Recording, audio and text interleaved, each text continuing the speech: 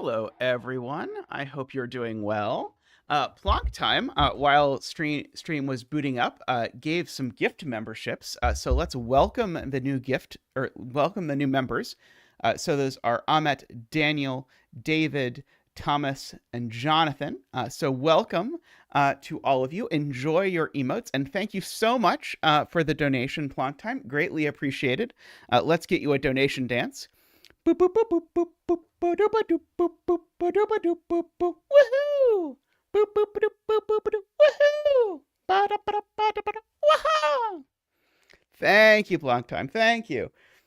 And thank you, Martin. Martin mentioned the Ubon I posted in the Discord. I'm trying to make a little intro pack of Ubon puzzles that aren't too tech heavy.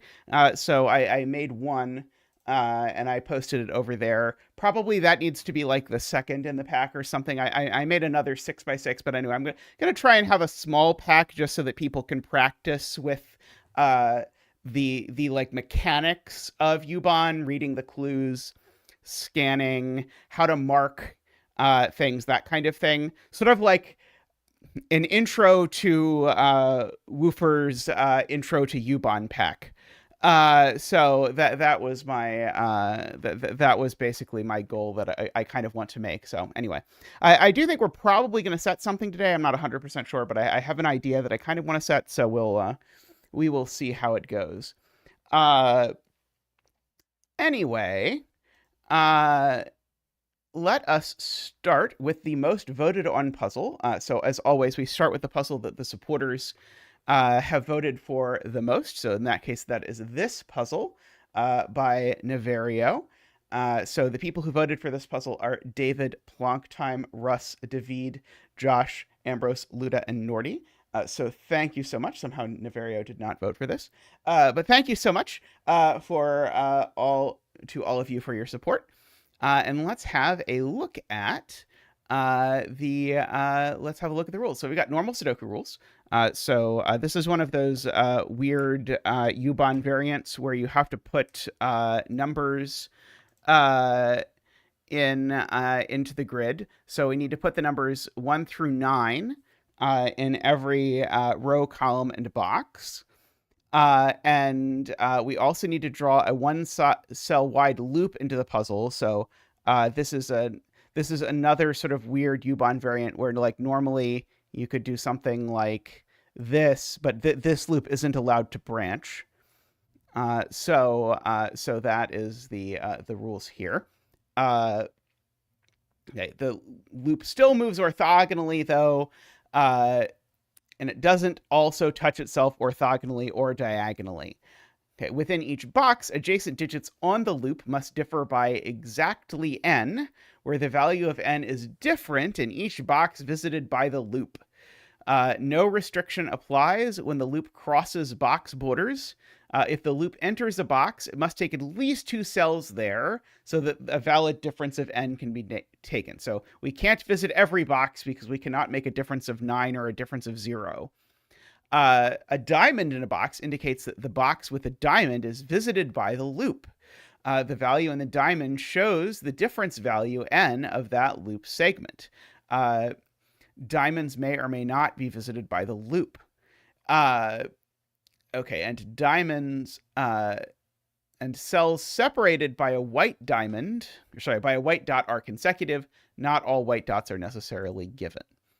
Okay, so in fact, these are okay, so the loop just never visits box 5 because these are an octuple of the 8 possible differences that one could have. So again, you can't have numbers that are 9 different, and these all have to be different. So the diamonds are indeed an octuple of 1 through 8, and this is just all not visited by the loop at all. We'll just sort of gray it off or something. I don't know.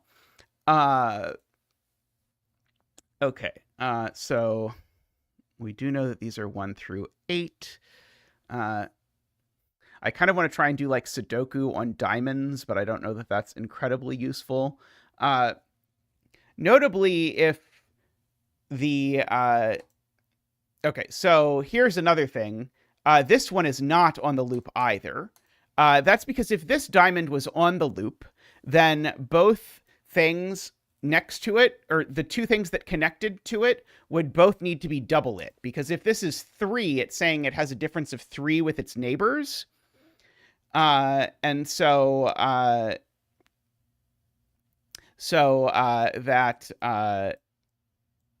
does So that doesn't work because they would have to both be 6. So at least that cell is not part of the whole thingy. Okay, so it's either going to have to pass under or over. Oh yeah, the same applies here. And the same applies here, actually. Yep, that's completely right. Okay, and if that's not on the loop, then that's certainly not on the loop. Now, Selena's pointing out the high differences are going to be tricky because, like, if the difference is, say, 8, then the only thing that can be on the loop are 1 and 9. So that'll mean there'll only be 2 cells on the loop. Whereas we know, because it's a loop that doesn't enclose this, that the loop definitely visits 3 cells in each of these boxes.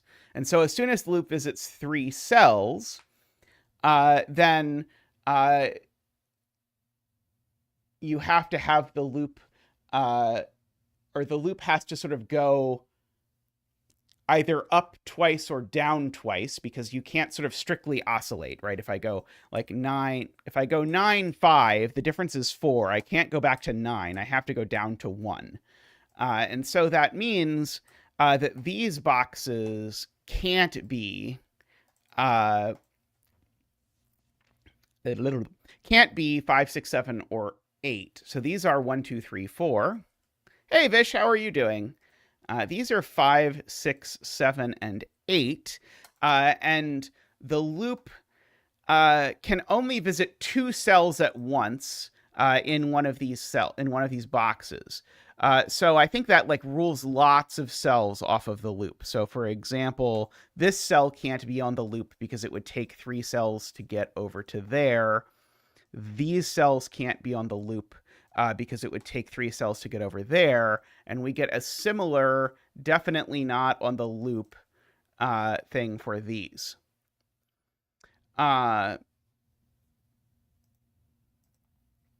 Okay. Right. And that cell isn't even visitable, actually, because you'd still have to go through 2 things there. Right. Same argument I made over there, in fact. And so the loop, in fact, always visits this corner cell. And now, I guess it is plausible that this actually goes all the way around if this is 1, right? Otherwise it is not so plausible. Okay.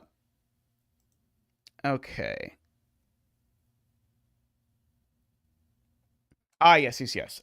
Good point from Garion. That is very good. This cell's unvisited because the thing next to it would need to be double it.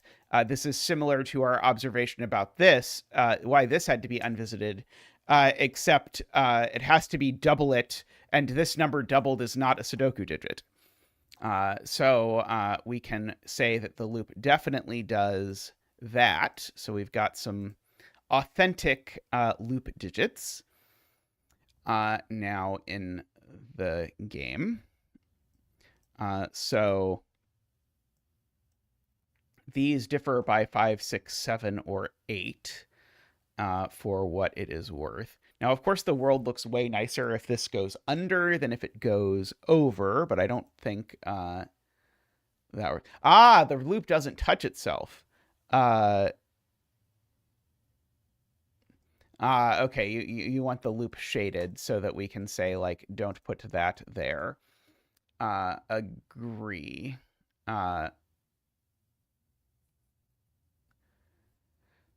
Okay.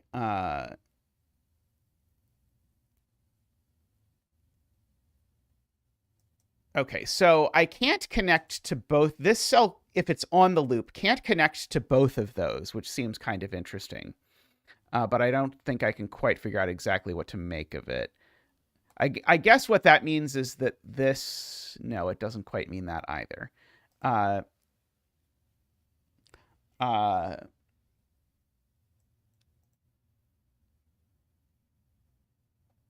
if the loop... Well, the loop can't go through here. That's not possible. for lots of reasons. I mean, I guess I could put an X there if it helps. It probably doesn't help.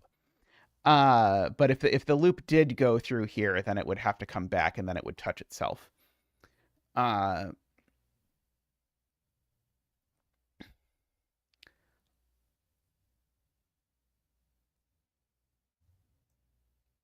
Okay. So here's a really specific observation that might generalize. Oh, no, sorry, it doesn't. It doesn't work. Never mind. Hey, Nicholas, how are you doing?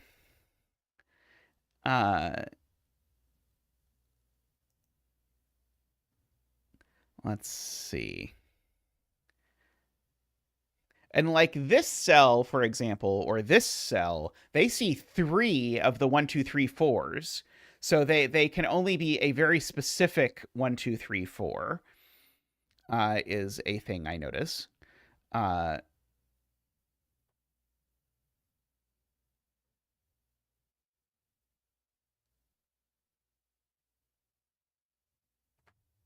Let's see. If this is on the loop, then the loop does pass through this, and this will be double that. Is it possible that we can survive that?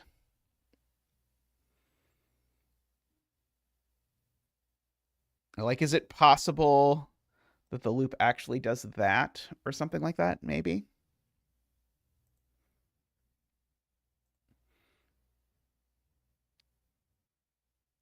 Yeah, okay, yeah. The 4 can only give you 159. So in the whichever of these is the 4, it only visits exactly 3 cells. And so Garian's point is, if it's going to visit exactly 3 cells in this box, it's going to be these 3, except that's a problem because then if this is a 4, because these would need to be 159. Okay, so that one at least is not the 4. So this cell, we can now, thanks to Garian's hard work, we can pencil mark. Yeah,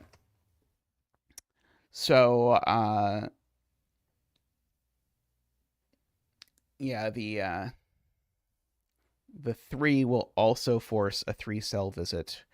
Only one of the visits can be longer than 4 cells.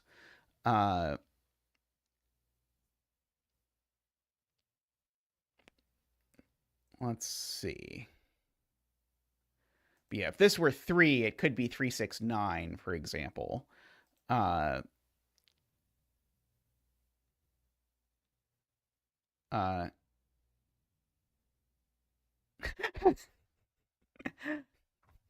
Makes sense, Vish. Oh, sorry. The 2 diamond can have 5 cells. Sorry, the 2 diamond can have 5 cells, depending on where it is. But yeah, you're completely right.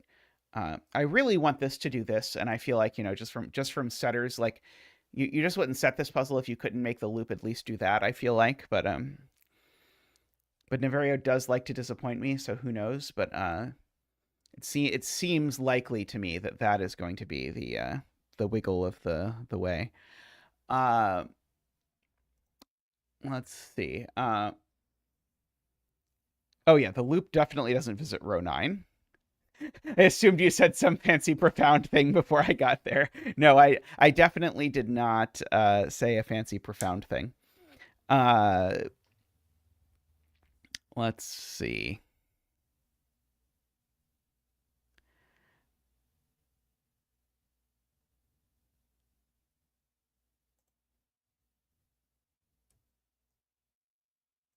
I mean, if the loop visits here, it's also sort of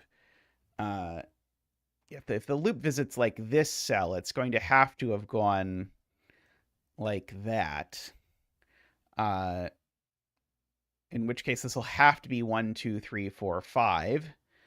I think is the only way. So I think if the loop visits here, I think it's completely forced. Sorry, if the loop visits here, I think it's completely forced that this needs to be 1, 2, 3, 4, 5, and 6, and then this is a 7, 8, 9 triple. And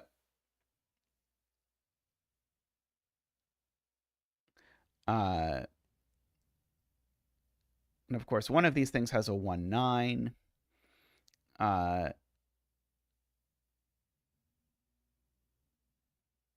Oh, if the loop does that on the left, it breaks the dot. Oh, yeah, it totally does. Yeah, okay, yeah. So if the loop visits this cell, it's forced to do that, except now this needs to be a 1 because it can't be a 2. The difference could be 2 with a length 5 thing, but this couldn't be the 2. And so now this is a 3, except the 2 digits that are next to 3 are there. So that means this digit can't visit either of these cells, which means it also can't visit there. Which means that we at least get sort of one more cell of goodness. And that also tells me that this isn't a 1 either, because if this was a 1, this would need to touch, the loop would need to go through both cells that are consecutive with this. And this is not such a thing, so that won't work. And so now we can rule 1 out of this because we know the 1 looks at this cell. Okay, and so this can either go like that or like that. I guess I can green these because Selena, I think, appreciates the green. Let's see. Let's see.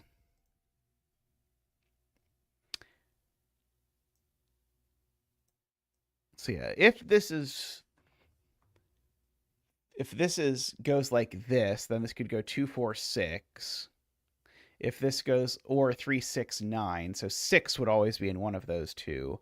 And if this goes like this, then these numbers are all odd. I was trying to see if there was some sort of nice commonality there, but I don't think there is. Let's see. Martin says this can't have the 4 because the corner boxes couldn't both have enough distance. So yeah, if this was a 4, it would have to cut straight across. These would have to be 1, 5, 9. So this difference, so if this is 1, 5, 9 exactly, the biggest distance that I could have here is now 6 with 2 and 8. But I could also do 5 with 2 and 7 or something like that. But I would need at least to do that. But then I could do this one. Oh, no, I couldn't do that one vertically. Right. I would have to. Right. Okay. Yeah, that's the point, is that then I would have to do that. And that doesn't work. Right. So if this is a 4, then the only way is for these to be 1, 5, 9 and this to continue like that.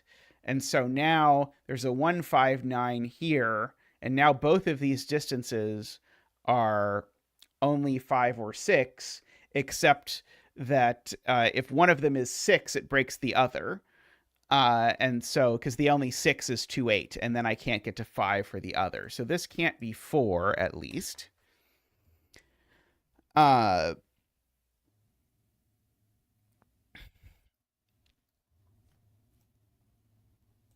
see.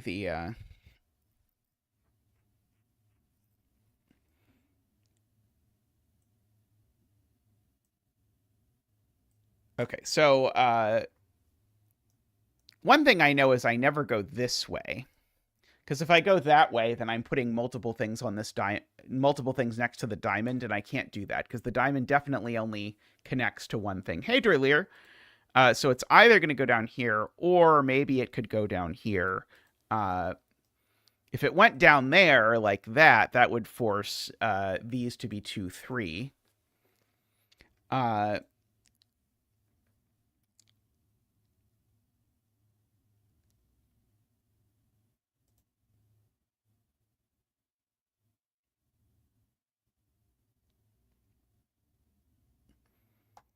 Okay. So the same argument about the 4, Vish points out, applies equally well here, right? So if this is a 4, then again, I would need this to be 1, 5, 9, because again, the 4 can't go on the 4. But that again would break these two differences, same exact way. So this can't be the 4. And yes, Ron, that is one of the rules. And so this is a 4. And we get to bring out Zach for the 4 dance.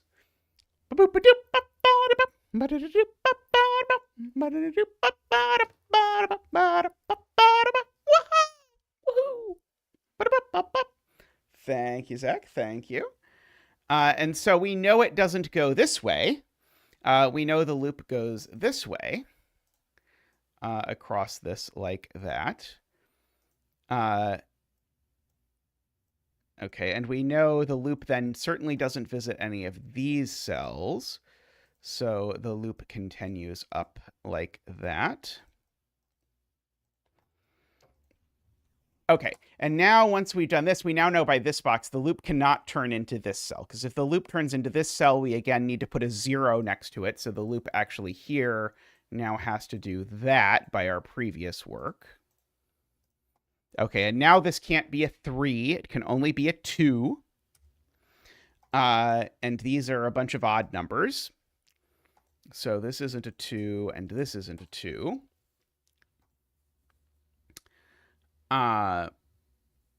And we know 3, 5, and 7 are in here for what it's worth.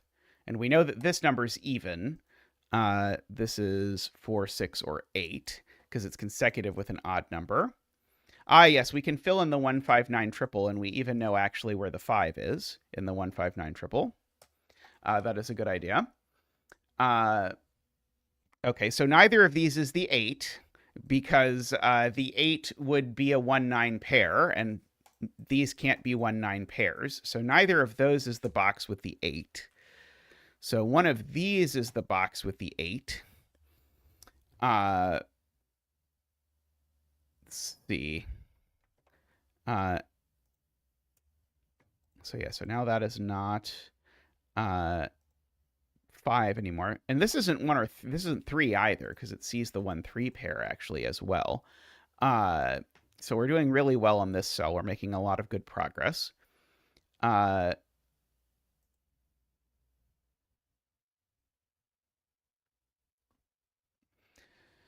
Let's see.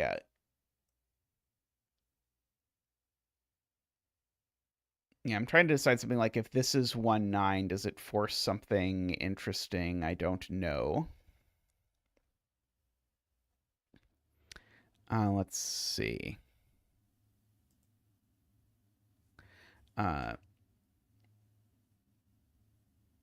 6 or 7.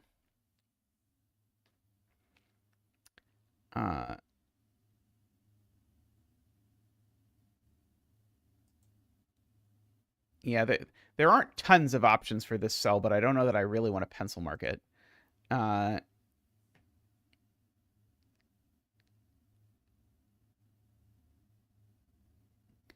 Let's see. Right. Now Selena points out, now this certainly can't be in the loop, because as soon as this is in the loop, we force all of this to be in the loop, and now we have the white dot on the middle of a renbon in the box. That doesn't work. So that is not on the loop, and that likewise is not on the loop. That likewise is not on the loop.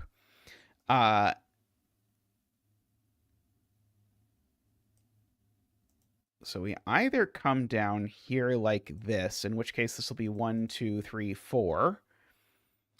Or maybe we could zig like that. I'm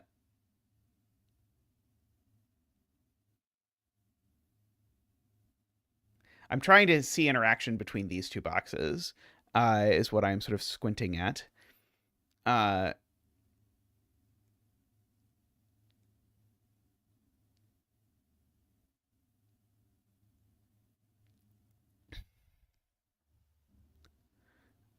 Let's see.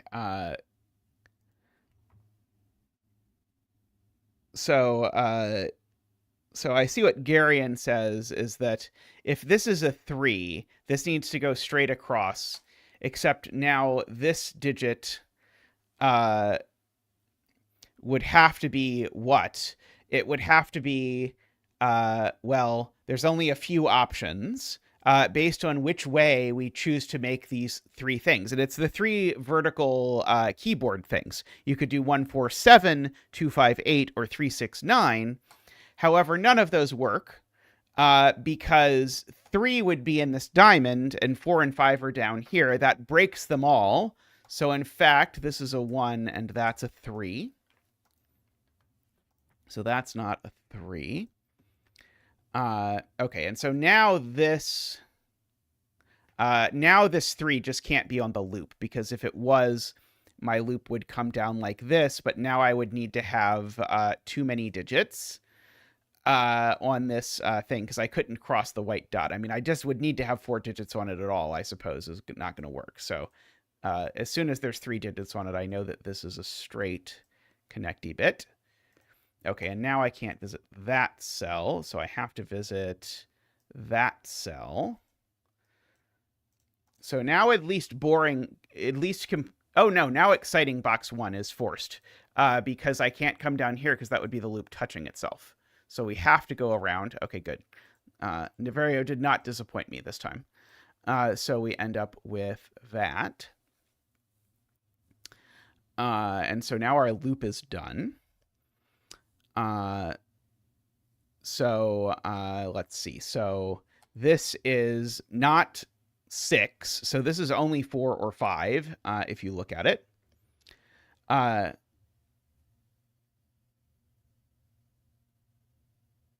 Let's see.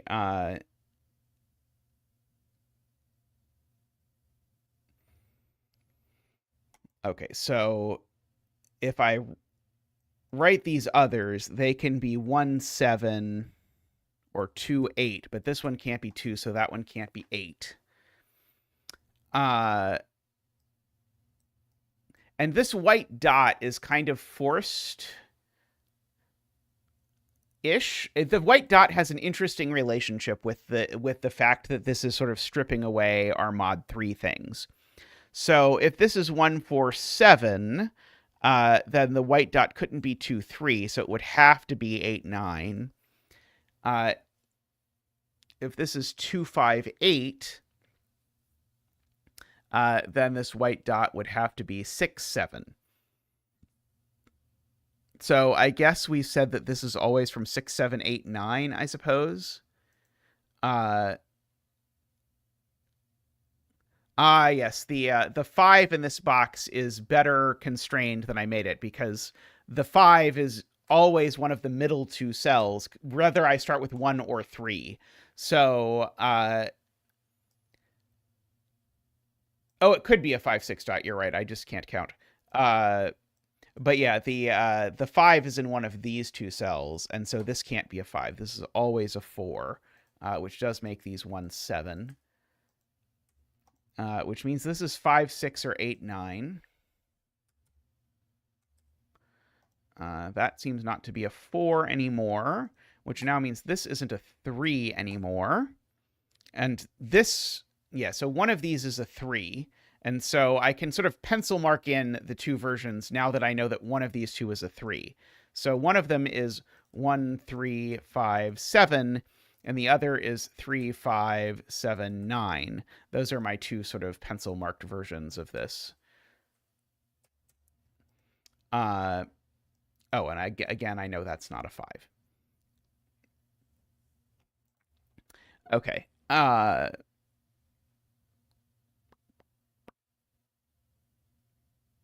It's interesting. One version puts a 1 here and a 7 here, which completely does something funny with this and puts the 1 and the 7 in the middle box. And the other version has no interaction, I think, at all with the 7 in this box. Let's see.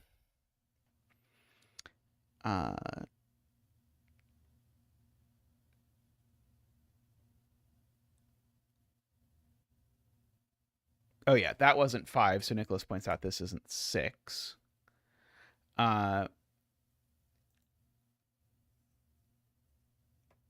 Yes, this can't be 8 anymore because the 8 only goes with 1, 9, and I can't put 1, 9 there. So that makes that the 8, with this being the 1, 9. So now where is the 9 in box 2? It's not there, but the 9 needs to be therefore on this, and it's therefore at one of the ends. So that actually gives us 9, 8, 7, 6, 5, 4. So we got a lot of digits at once there.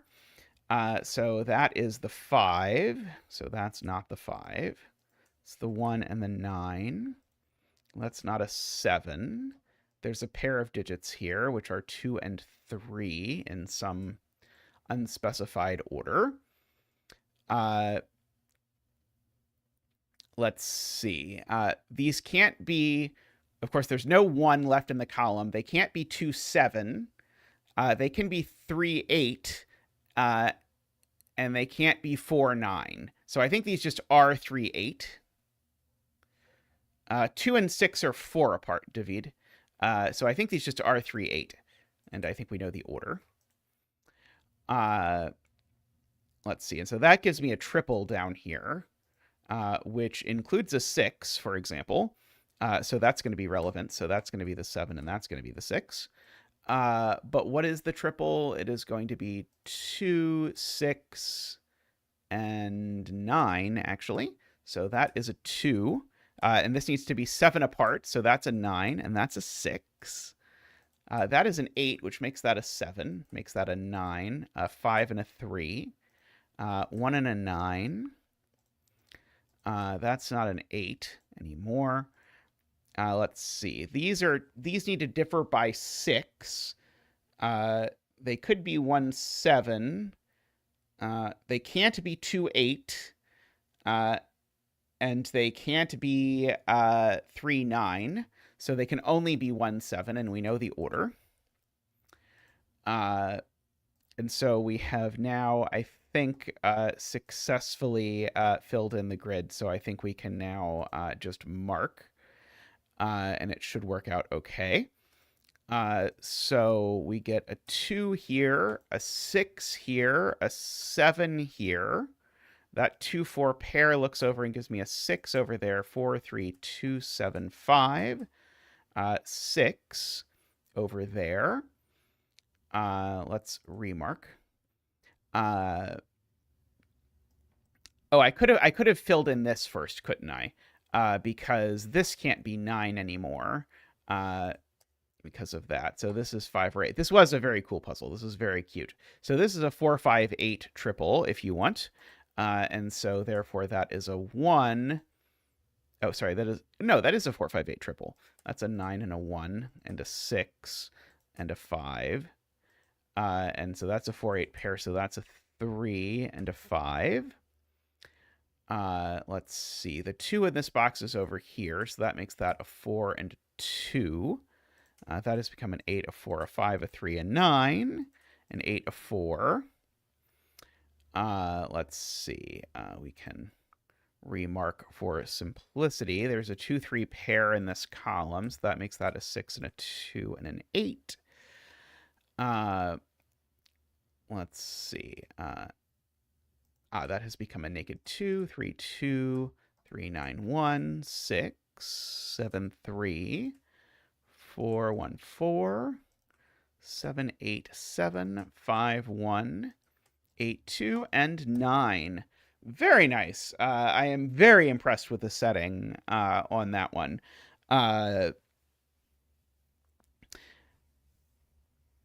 Yes, definitely one of the classiest puzzles I have done in a long time. Alrighty, I am going to take a quick break and come back, and we're going to try and make a puzzle. So I will see you all in just a moment.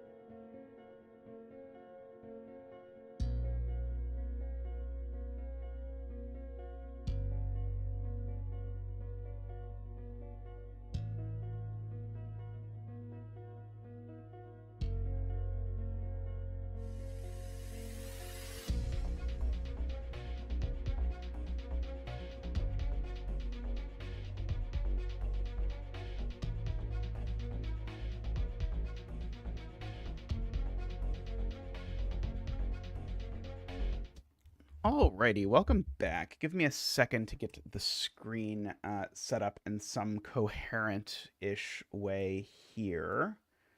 Let's see. I'm going to want to make this much bigger. Oops. Something like that probably is fine. I can actually make the zeta bigger for once. And I can put the rules here. Hey, Isabella. So I'm like 100% sure, basically, that probably this variant or this combo has been done a bunch of times. But I was thinking about it, and I saw that there were some fun deductions. So I want to do it. This is a combo of Yuban and Yajalin, is my goal. So I've tried to write down what that means in the, I realize, slightly cut off rules over there. But the basic idea is that this is going to have a loop network. So that is something that looks something like this. Woo! I don't know how on earth that happened. And note, the thing that makes it a loop network is that it is allowed to branch, but not have dead ends, specifically.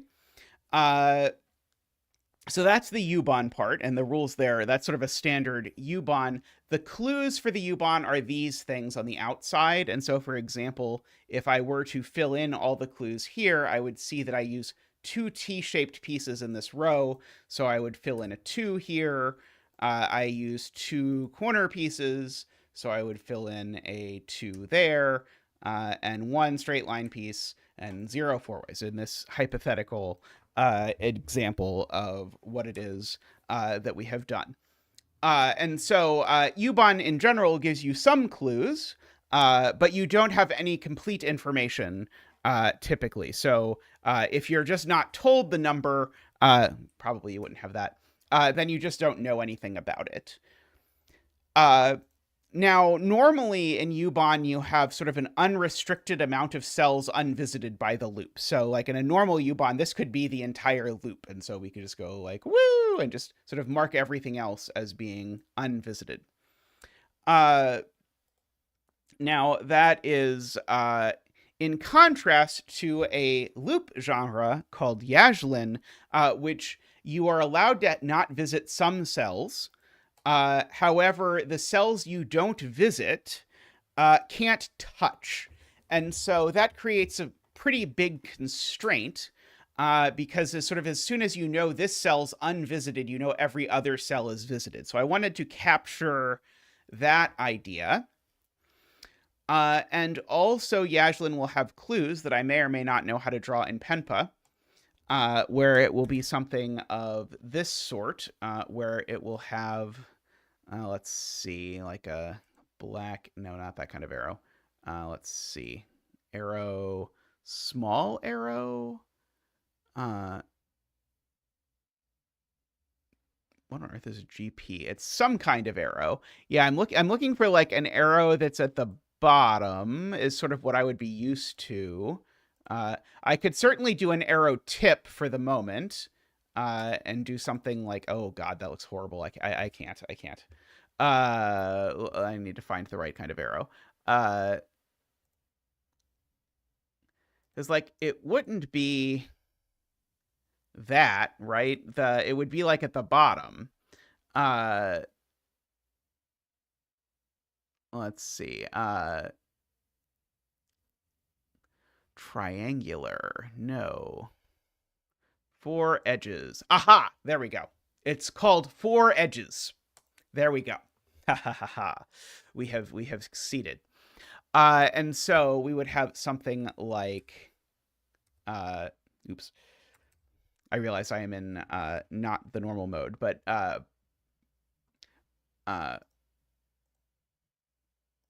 something like that to say that in fact there are 3 shaded cells over here. So that is the basic 2 rules that I want to combine in this adventure. We will see how it goes. This sort of, in addition to being a combination of these 2 familiar genres, it has shades of KNT's series of puzzles, which I highly recommend if you are at all into this sort of thing, called Ubon with Empty Clues, where KNT added a fifth column over here where it would tell you sometimes how many empty things there were. And that added a lot of interesting dynamic. And so not having any like really immediate opinions, one thing that I think is kind of interesting that I noticed was that if I just put a 2 here, actually that already has a pretty profound impact.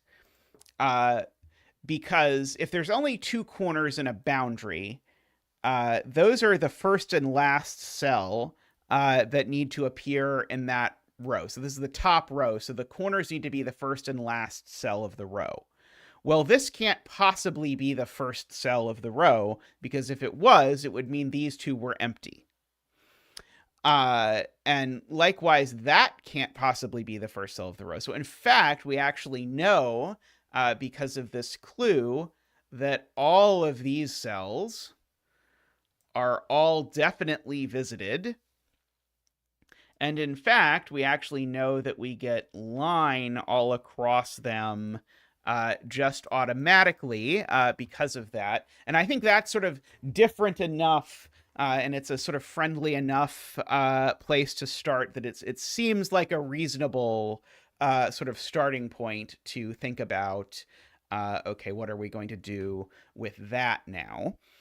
But that's the kind of thing that I think is going to make this feel very unlike regular Ubon, because you normally get that sort of restriction. Oh, also, this is kind of like, actually, also, Niverio had a Ubon puzzle where the rule was there's exactly 1 unvisited cell in every row and column, and that was also quite cool.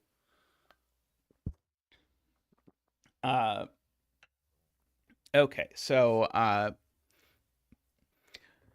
one thing that I kind of am sort of eyeing here is that if I put an arrow in this row pointing to the left somewhere, like maybe here and pointing to the left or something like that, everywhere there's a darkened cell almost, maybe literally everywhere, is going to force...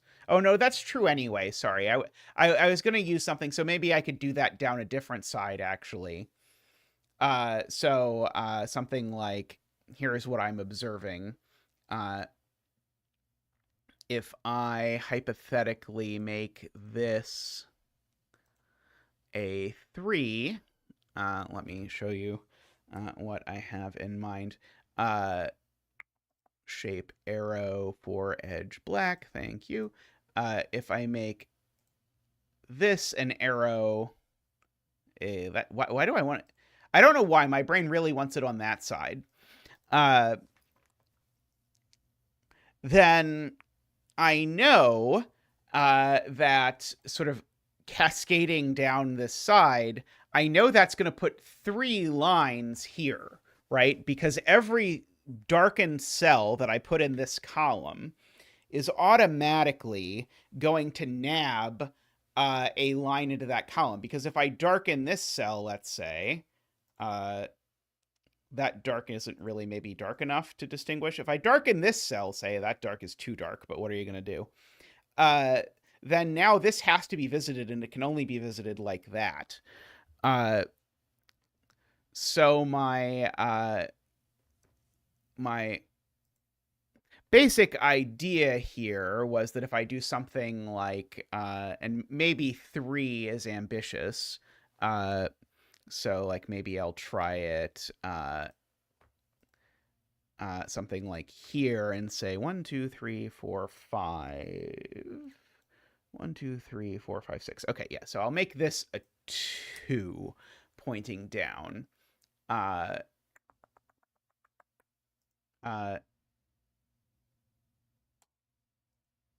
Oops. This has become very complicated. Okay, yeah. So this can be 2. Although I don't know. Now I think it goes on that side. I think that's the opposite of what my brain told me before. The clue cells do not count as darkened cells, which is how regular Yajlin works, but it is a little bit weird. Oh, it is the same side. Okay, good.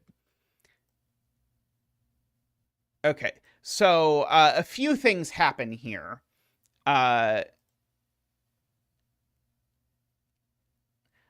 So one of them is a just standard Yajlin thing that I haven't filled in yet, which is that this cell has to be visited, because if this cell's unvisited, then it's going to make that a dead end. But then that's going to be unvisited too. And so actually, all of these are going to automatically be in. But also, this clue actually forces these 2 to be in as well, was what I was looking for. Because again, if this is in, if this is out, that becomes a dead end. Okay. But just to be clear, because chat asked, I can absolutely darken a cell next to a clue. Maybe I should say blackened instead of darkened or something. Row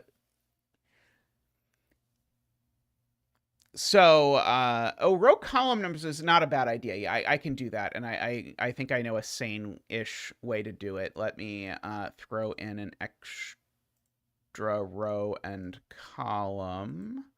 Let me zoom out just a hair. And then I need to unbox all of this. By the way, this is the box tool in Penpa. It is like a tool that doesn't really have a lot of fanfare associated with it, but it will do a whole bunch of things for you very automatically. Oops, sorry. 4, 5. Is that too small? That might be too small. Let me go medium. 1, 2, 3, 4, 5, 6, 7, 8, 9, 10. 1, 2, 3, 4, 5, 6, 7, 8, 9, 10.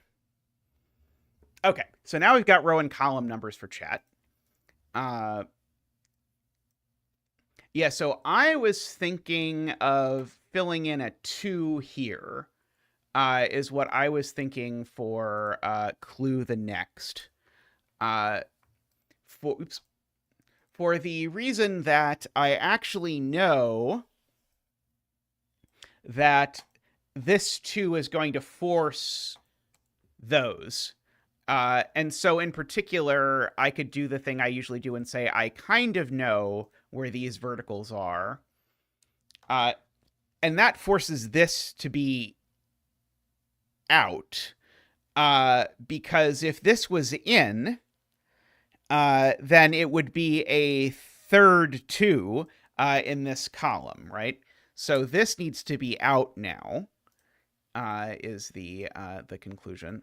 I don't know if these 2 are too similar. This is a little too dramatic for me, but oh well. People will be able to do this in Sudoku Pad eventually, so we'll just deal with it for now.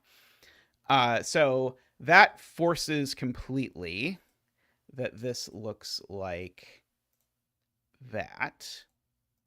those being in. And so if you're not familiar with how I notate U-Bahn puzzles, I notate U-Bahn puzzles by making the cell blue when I know it's got loop in it, and green when I know it's got no more loop in it.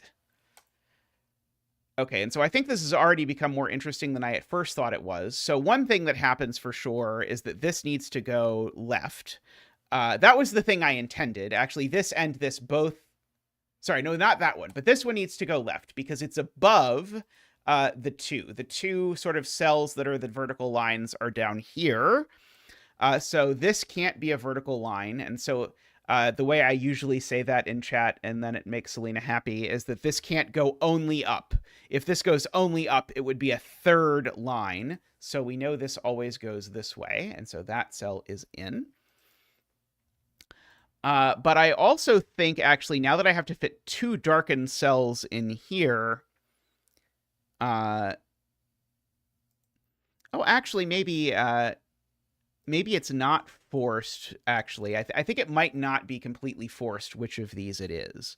Now, I do know I need one of these two to be darkened and one of these two to be darkened, so what that does buy me is a helper X there. But I think, actually, I don't know anything with sort of complete specificity about what these things are going to look like as of yet.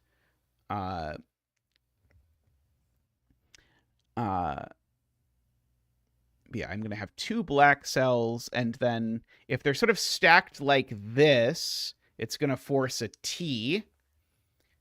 Actually, yeah, there's going to be some amount of T's that are going to be forced just from the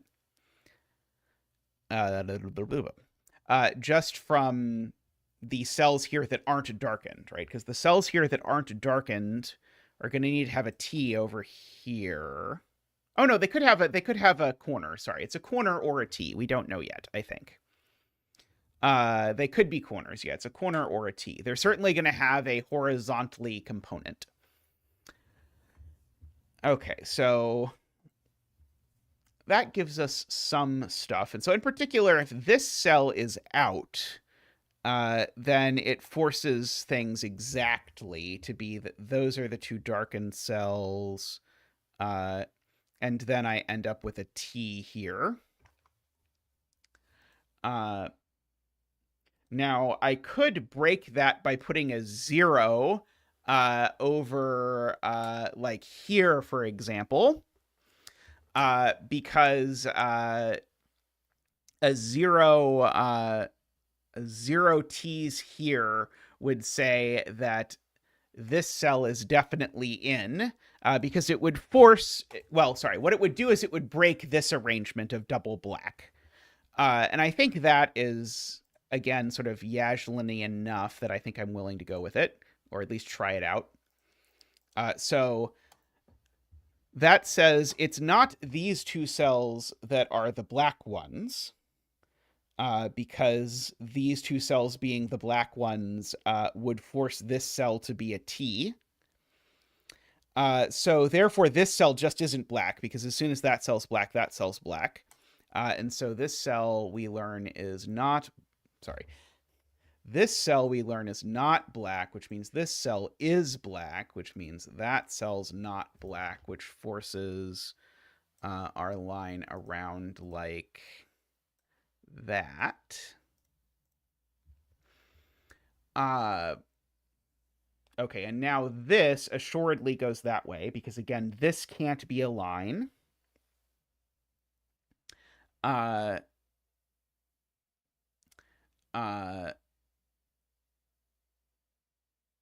Also, just for my sanity, I usually orange cells once I know they're done, so a 0 gets oranged automatically.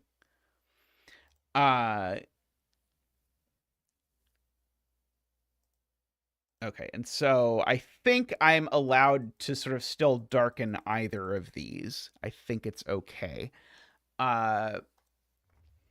Regardless of how any of the rest of this works out.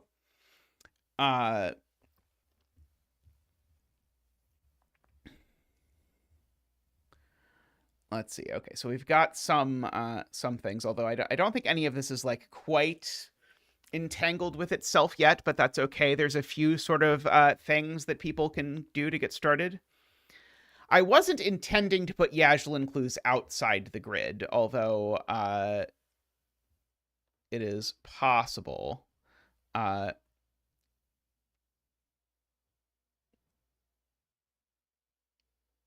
Is the rest of column 10 forced? I think either of these can be the darkened one, right, Alima?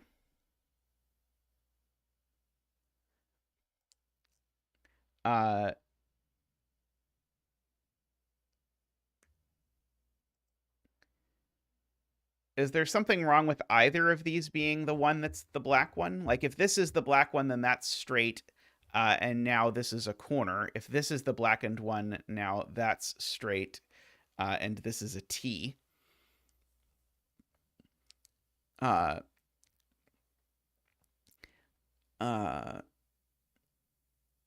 one thing that one could do is have Yaslin clues outside the grid that are like question marks. So like the Yaslin clue here is equal to the T's or whatever. But that seems perhaps unnecessarily fancy for a first stab at this. Let's see. Martin suggests one four-way in column 9. So yeah, so now that is fairly restricted.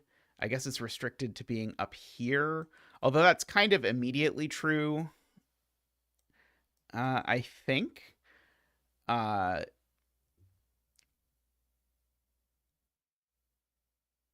Let's see.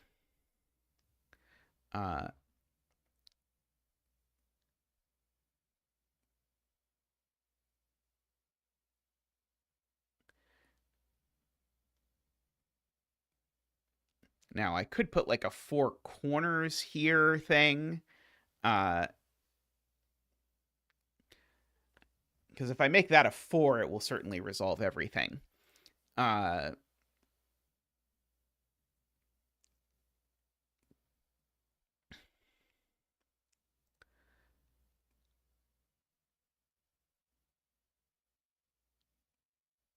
Okay, how many straight lines do we already know about in this virtually? Do we know that there's a second straight line that we don't know about?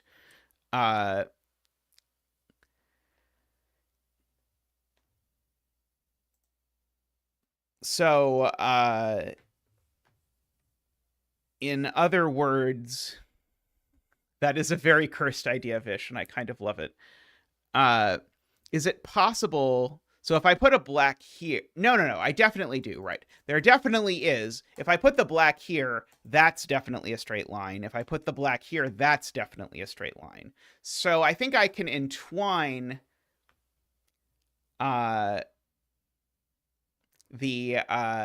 two deduction paths by putting a 2 here.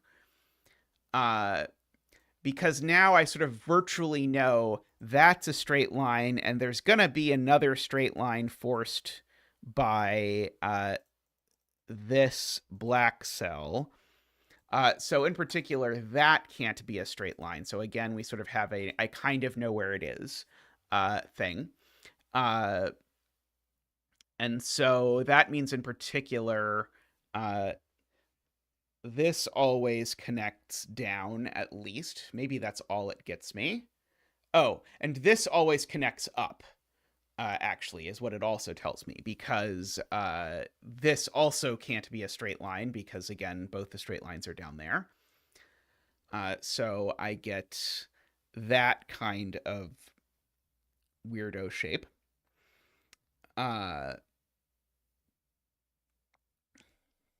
Like that.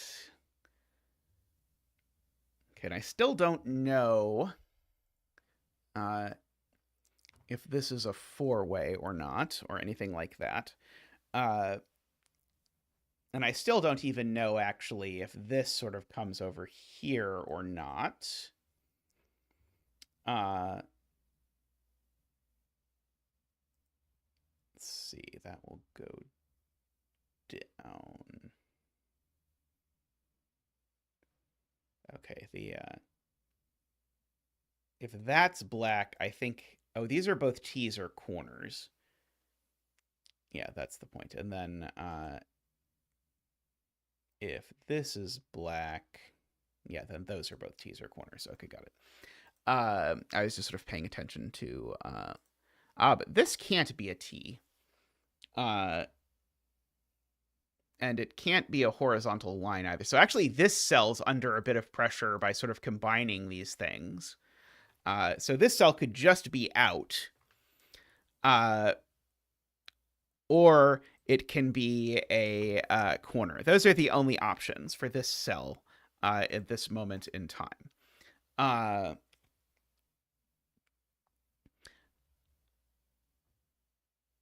I don't know if that gets me anything, but it is true. This cell's either out or it's a corner.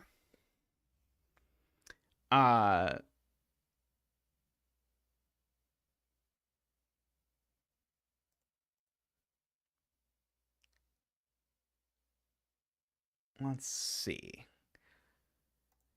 Can I do anything interesting with the this is out or it's a corner business? Right. This is, yeah, right. This is either straight or a corner as well. Yeah,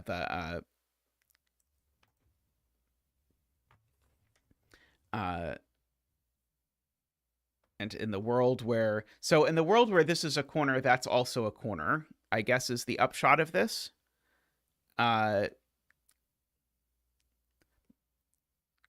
Because if this is a corner, that's not a 2, which means we get a really weird green X here, right? Because if this is a corner, it gets yoinked that way, because if this is a corner, the straight isn't there, because the straight is next to the thing. I was originally going to do a, like, okay, we can't have 2 corners here, but now I kind of want to use this X somehow in some genuinely egregious zeta sort of way. Because this cell now can only be 0, 1, or 2 itself, which is kind of spicy unto itself.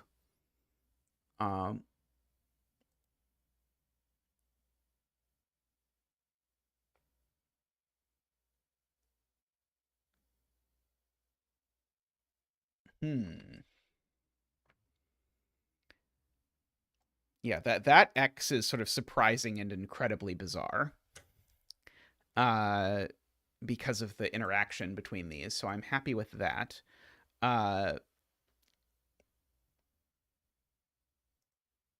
Let's see. Is there a way that I can place a Yaslin clue that will take advantage of that X? I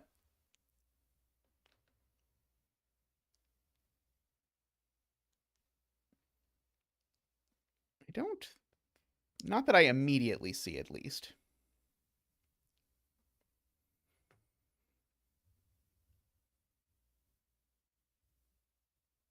Let's see, but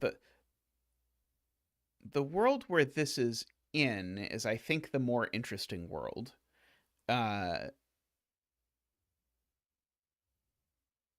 Which happens if I force this to be out.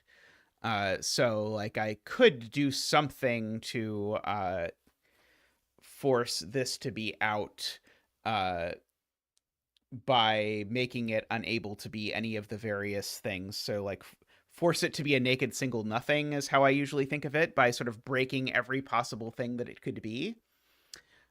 So one way to make it forced to be a 2 or a nothing would be to put a Yaslin clue here, going in any direction, just because then it can't be a 1 anymore. Then it could only be a 2.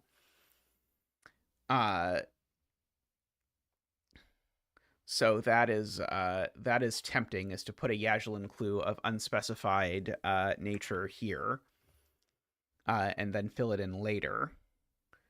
Let's try that. Okay, so we're going to put in Yajlin clue to be specified at a later date and time there. So that makes this unable to be a 1. So now it can only be a 2.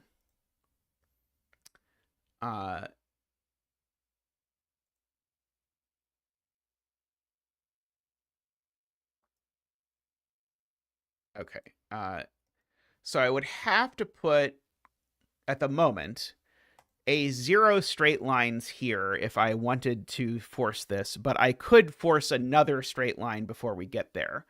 It would be really funny if all the columns, yeah, the sort of the ever marching 2s over here. Yeah, the sort of amusing how that so often happens. I want to break this cell being 2, but I want to break it in a more interesting way than just literally putting a 0 2s there. Plus, a 0 2s would somewhat hurt my capacity.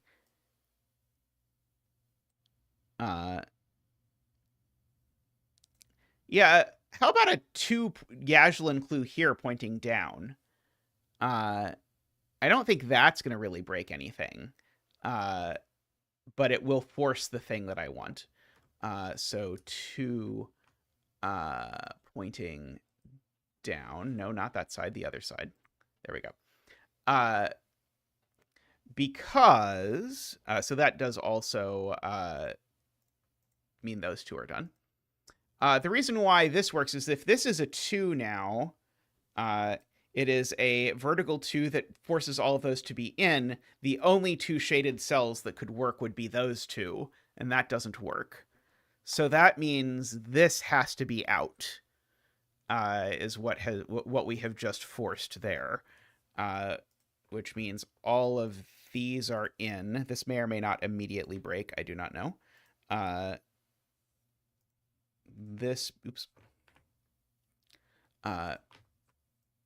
This bounces through like that, so that is done.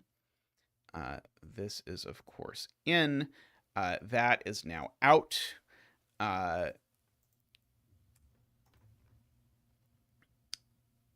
Okay, this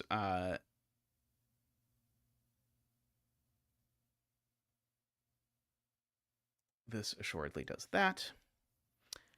Right, and it's not, sorry, I was like, why do I know this isn't a 3? And I know it's not a 3 because of that cell over there, is the answer. Okay, so that means this is done, which now means that is done. That's also done. This 2 is now really done. This line continues out. And this is now really done. And I can clean up some X's. Oops, sorry. Did I put the X's on in... No? Why did you not... Where? Okay. Why is it not letting me remove these X's? I would very much like to remove this X, please. But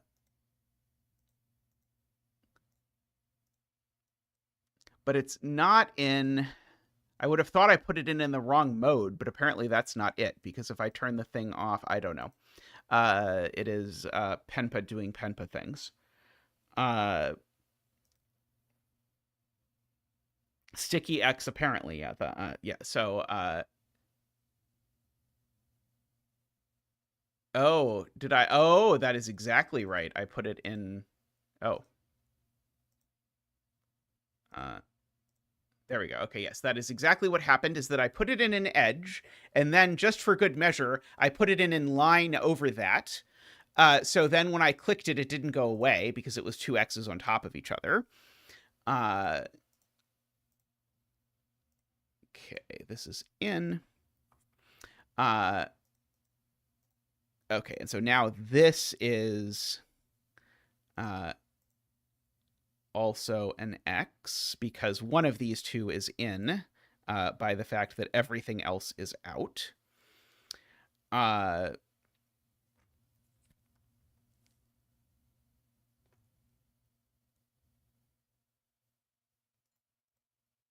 see. And if this is in, then it gives us a 3 or a 4-way there. If this is in, then it gives us a straight.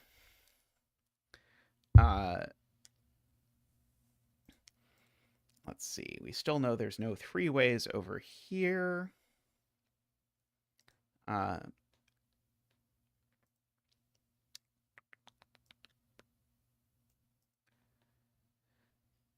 Okay, let's see. I don't really know anything immediately about any of the rest of this, I don't think.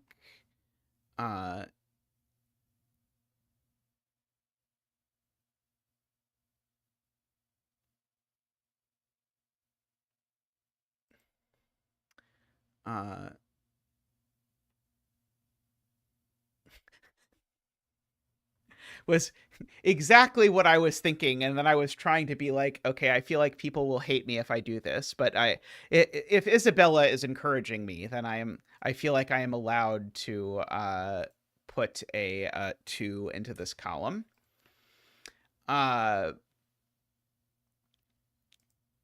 So if this is darkened, then we know that's a line.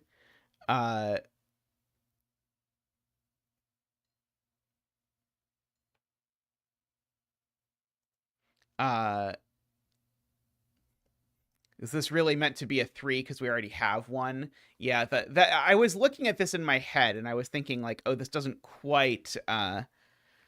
So this would have to be a 3. We'll have to escalate. I think if we want to force the deduction that we want. Let's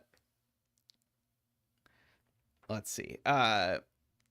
Heartbreaking indeed.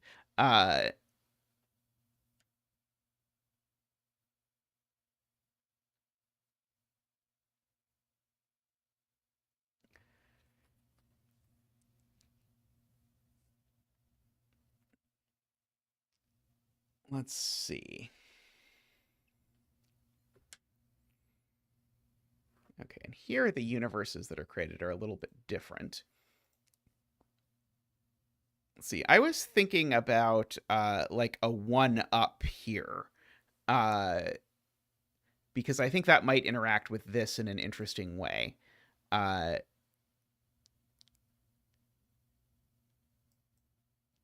there would be okay. There would definitely not be okay. There would definitely not be okay. So it would force these both to be in if I make this a 1 pointing up. Let's try that. I'm not committed to it that it will necessarily solve all the world's problems. But a 1 pointing up. I mean, I guess the point is really actually it doesn't have anything to do with the 1 pointing up. Just these can't be shaded because if this is shaded, then it forces that to be shaded and creates a dead end. And similarly with that one, if that one is shaded, it forces that to be shaded and creates a dead end. So these are both in regardless. So I don't need a clue to say that those are both in. They just are simply both in.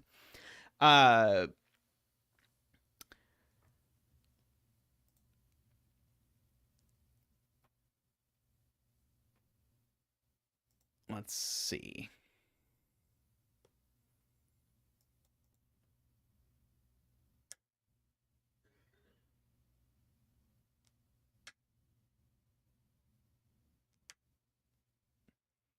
Trying to decide what can I do with that information. Is there some way that I can reward the fact that these are both in? Like if I made this a 2, it would be 2 pointing up, it would be forced, but I think that's a little heavy-handed.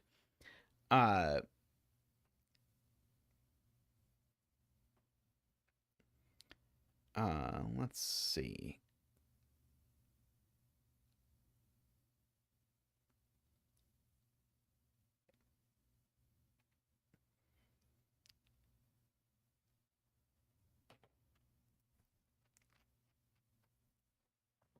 sort of like, do I get a straight or a T? Uh,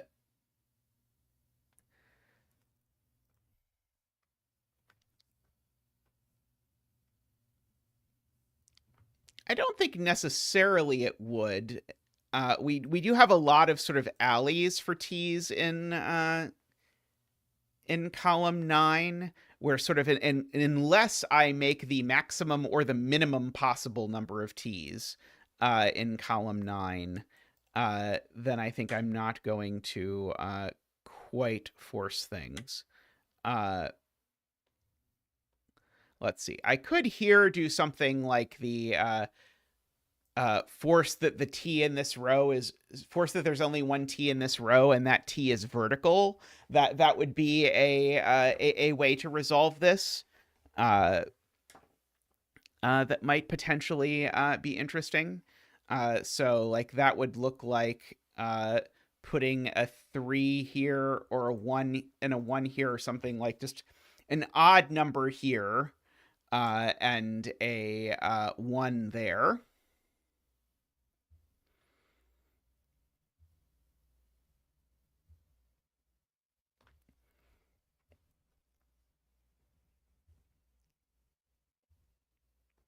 Uh,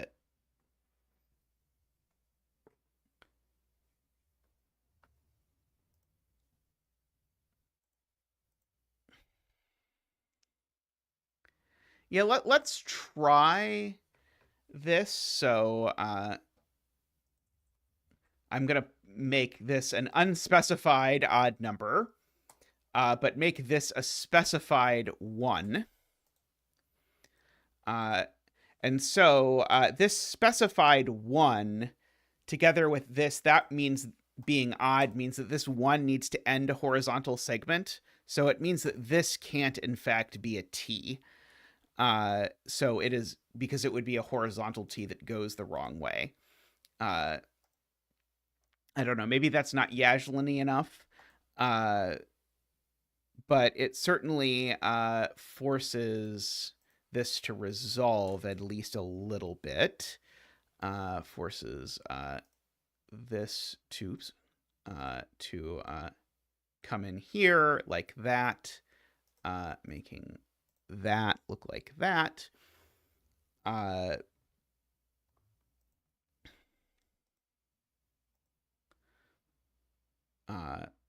So yeah, so the odd number here that I am solving for is not 1. Very good. Yes. Good to note. Yes. So the oops. Nope. Did not do the thing that I wanted. Okay. I'm just going to write 357 rather than trying to get it to put back whatever it is that I had before. There we go. And we'll figure out exactly how that sort of works out later. Okay, so we've got sort of lots of stuff filled in this grid, which is pleasing. This little fork is also is pretty cool.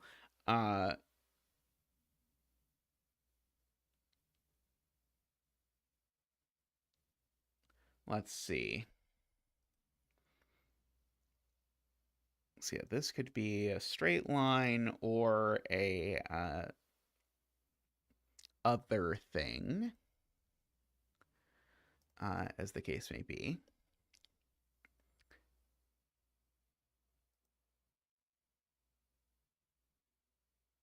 Okay, well now 2 straights in this column would force something potentially interesting.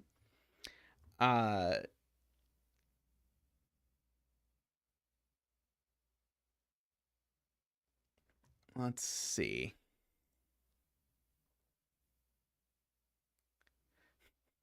Yeah, if we make it a 7, then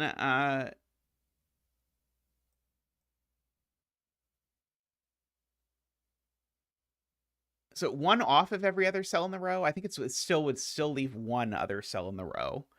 I'm kind of feeling 3 or 5, but I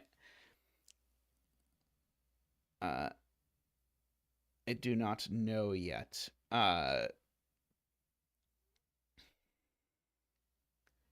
Uh,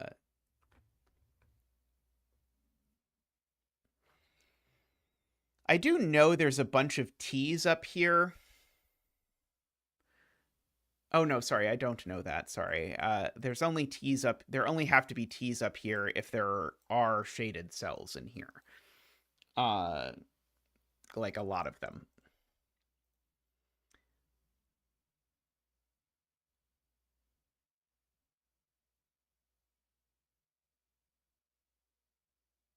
Let's see.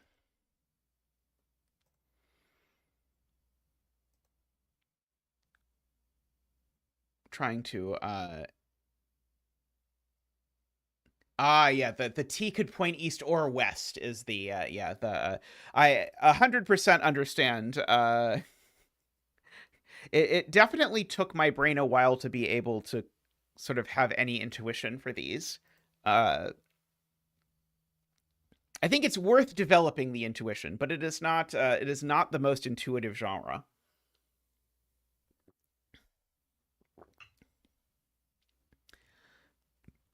Let's see. I don't have any horizontally pointing Yaslin clues yet. Let's see. And I don't know anything about this spot. Uh I also don't have any four-way clues yet, and so those are always fun. Uh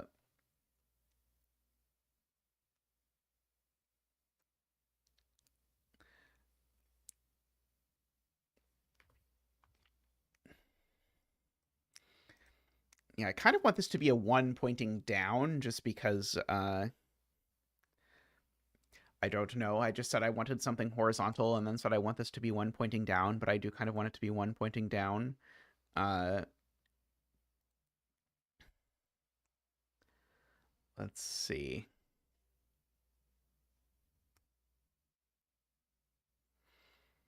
Of course, we could continue this two straight line clue and put another two straight lines here, and then let people debate whether it's a straight line here or a straight line here. Uh,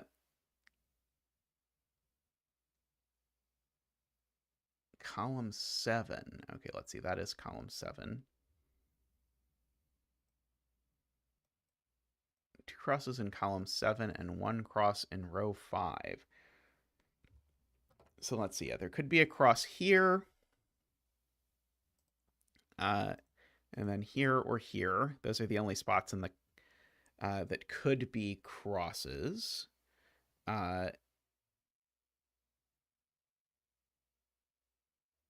And then one cross in row 5 means this can't actually be a cross. Okay, I like that a lot. Okay, so this is Isabella's suggestion. So we want two crosses in this column, and we want one cross in this column. Hey, Ambrose, how are you doing?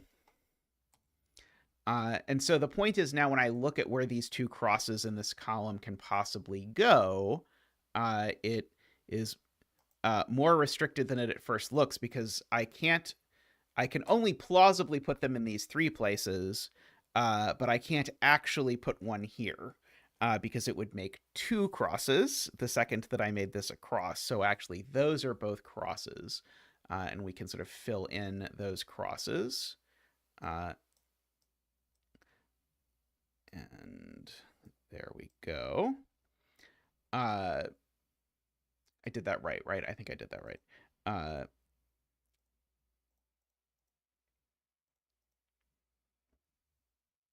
Okay, so we can orange that. It feels unlikely for it to change any of the previous logic because it's so specific. I mean, this will get a clue eventually. It does need to have a clue, but I am content with the clue pointing left if it needs to. Uh,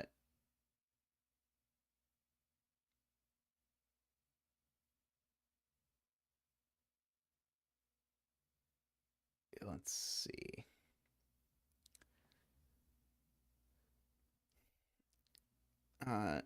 Now it is true to say that did not happen to intersect a lot of spots where we have clues, which is either good or bad, I suppose, depending on your preference.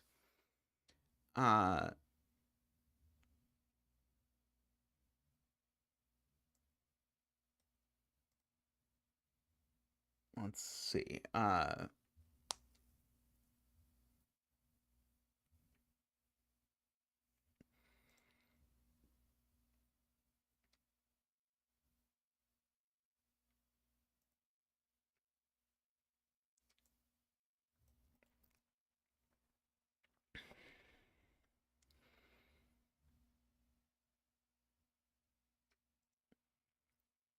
Now, if I did make this a 3 pointing left, that would sort of force some Xings, and I'd know I had some sort of very specific stuff happening.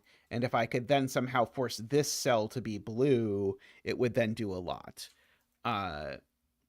So maybe I should try and figure out how can I make that cell blue in an interesting way.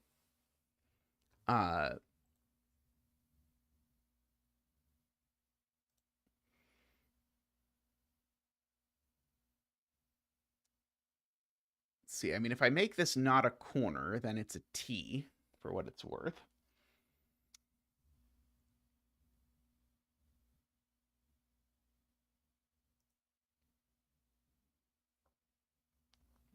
I know this T is vertical.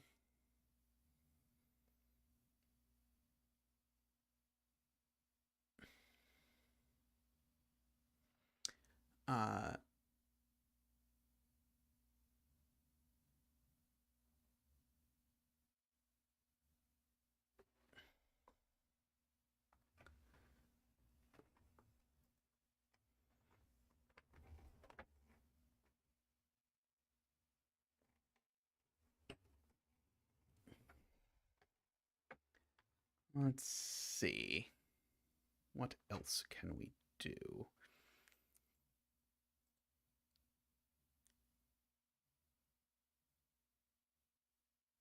Yeah, can we have 7 T's in column 7? That might be right. We can have an awful lot of T's in column 7 if we want.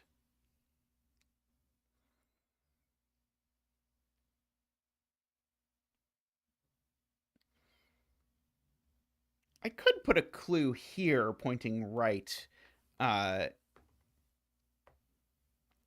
only to because it does sort of immediately force a sort of like ring around the rosy kind of thing if I do that, and that's a cute deduction that I should probably have in the puzzle somewhere, so I might as well make it here.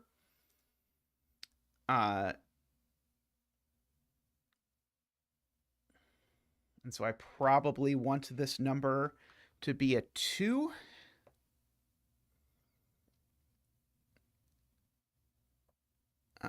3 would be super forcing.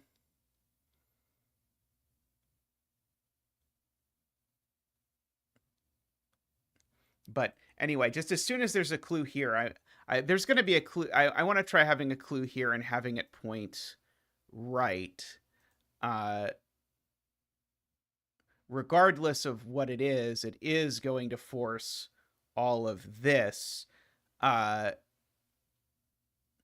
Because otherwise I'd have 2 unvisited cells back here. Like as soon as this is unvisited, there'll be an unvisited cell next to it. So we get that whole razzmatazz. Which is at least getting us sort of closer into connecting all of the pieces of this nonsense.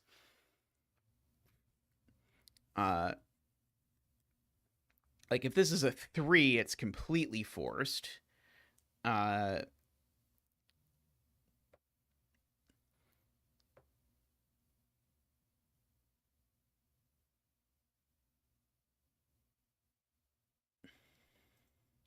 a 2. Does that do anything exciting? So I can make it a 2. Let's see. Number 2. Oh, sorry. No, wrong mode. Number 2. And then we can revisit the trick that we did with 2s and this 2 earlier. because now we actually know that there's sort of a bonus line under here. I guess that's not super exciting. I was thinking like, oh, we could just say there's like 3 straight lines down here now, but maybe it's not immensely gratifying to do so. Uh,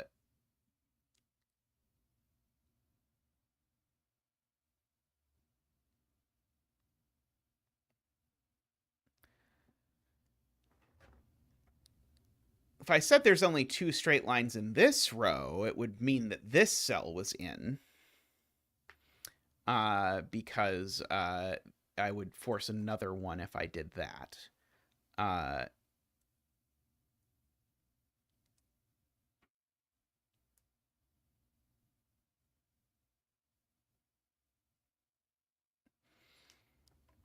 let's see.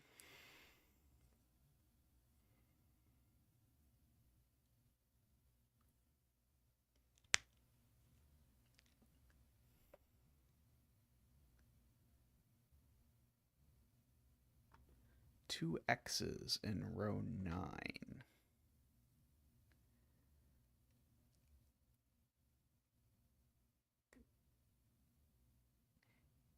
Yeah, so if I do say 0 T's, it does immediately say this cell is in, because if this cell was out, it would force a T there.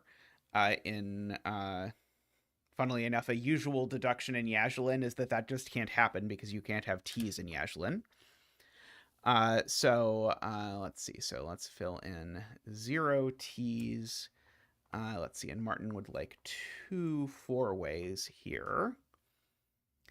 That would certainly get us that this cell is in. It would also... this couldn't be the 4-way for sure because it would wipe out that whole path.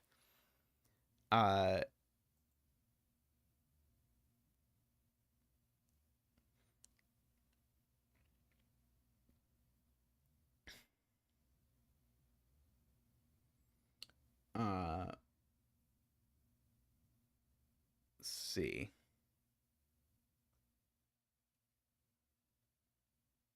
Oh, it's just I can't remove this cell at all, because if I remove this cell at all, there's not a second spot for a 4-way. Right, because if I remove this spot, then where am I putting the 4-way? I'm not putting it anywhere. So this would need to be in, which would mean that would be out, which would make that in. This line under here would be green and blue. We would know that one of these two was the other 4-way, so they would be connected.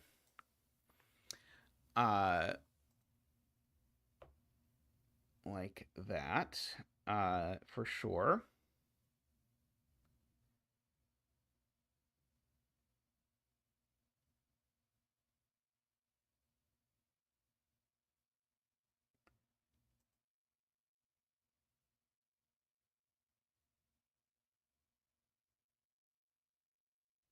Let's see. And so now this cell and this cell now both have some interesting pressure on them that would let me sort of take advantage of these things.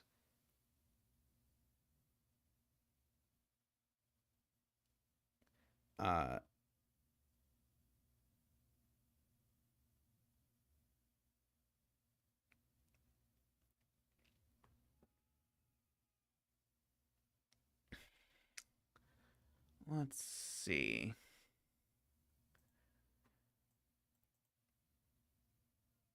Okay, and I still have to keep in mind I do have 0 T's here, so and I can now think about maybe putting in a rightward pointing clue here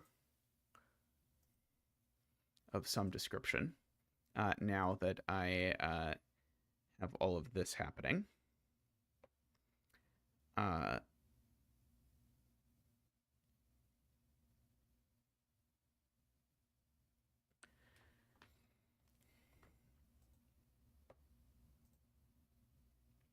Hmm.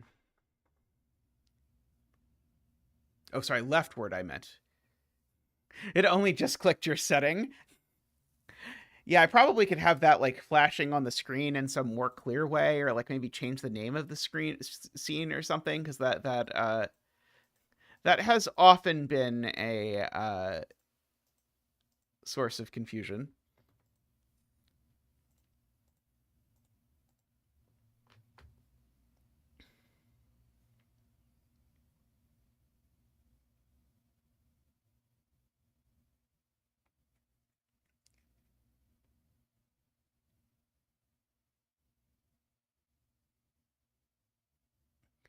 So, uh, did you find any? I assume someone has done this before because it's so obvious to do. But I have not actually seen it, but I assume someone has done it. Uh, okay, so here's a bizarro idea. I do kind of like putting a 3 here, so that does a lot of sort of like helper Xing. But it also means that this can't be shaded, because if this cell is shaded, oh, sorry, provided that I also add the clue that I wanted, which was that I wanted to put a 1T here, because these 3 being shaded forces a T both here and here, is what I noticed. So it forces 2 T's. And so I wanted to also add that, is what I wanted to try. So combining those, and so noting that this being shaded forces too many T's. So that will give all of that. Oops. No, helper XY. I know you were only trying to help. It's blue. Oh,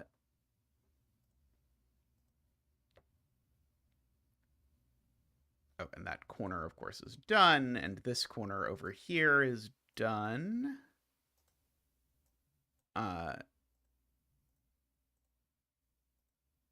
Blue, blue. Okay, maybe that did not, in and of itself, do a lot either.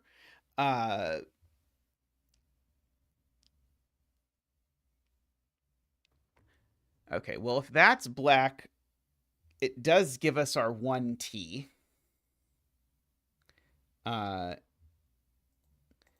That's black. Both of these are black.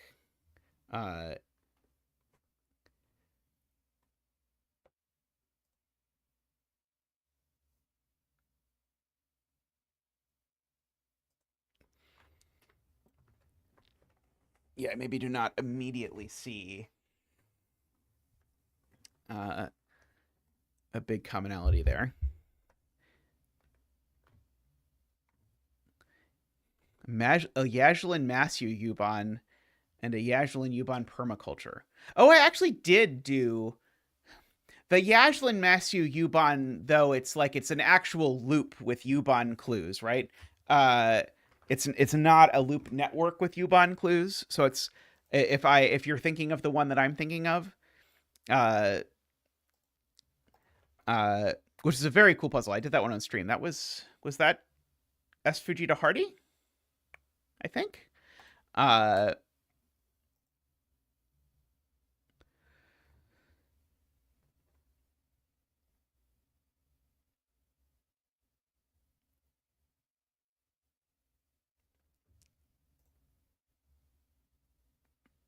let's see.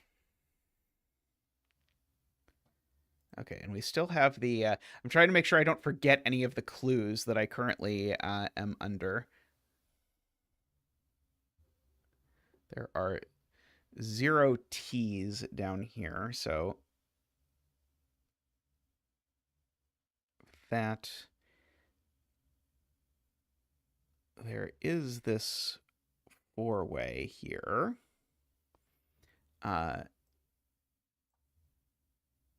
Does this interact with this in any way, shape, or form? They might be just a smidge too far apart to interact much.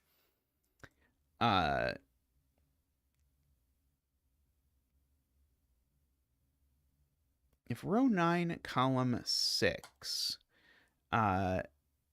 is the four-way with only one T in row 8 and 0 T's in row 10, is that forced? So yeah, if this is the four-way,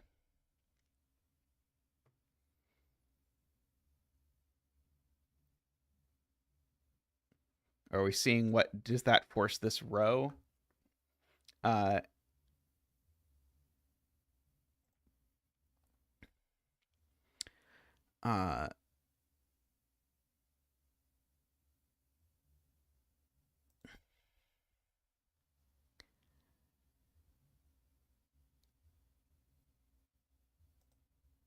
Yeah, I'm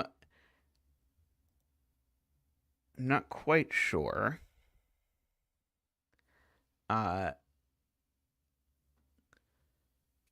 One straight in row 7.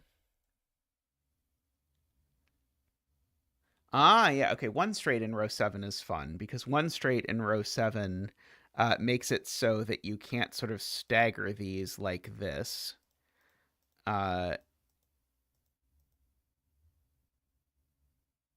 So you have to be a little bit more careful. Let's try that. Now, this will allow people to sort of start with that 1 in row 7, but that's okay. I mean, I guess it will tell them that this cell can't be straight, but that's also okay, I believe. So that forces this to be in. Because if this is out, then that's also out. No, it's the other way around. It's that one. That one has to be in, because if that one's out, then that one's also out. And now I have a line here and a line here. And so that's the one that doesn't work. This has to be in. That has to be out. So these are both in.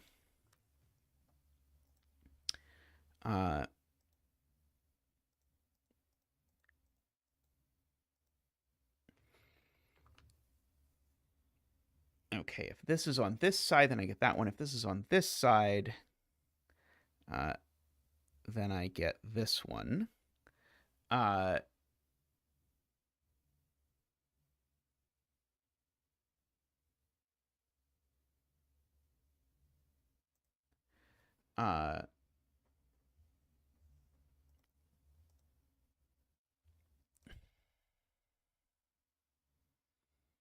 Okay, the other two are connected.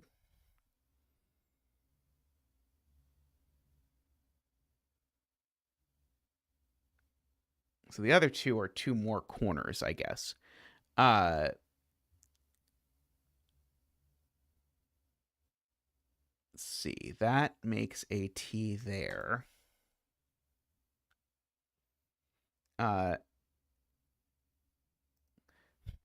Earlier I mentioned wanting this cell to be in. Oh no. Uh,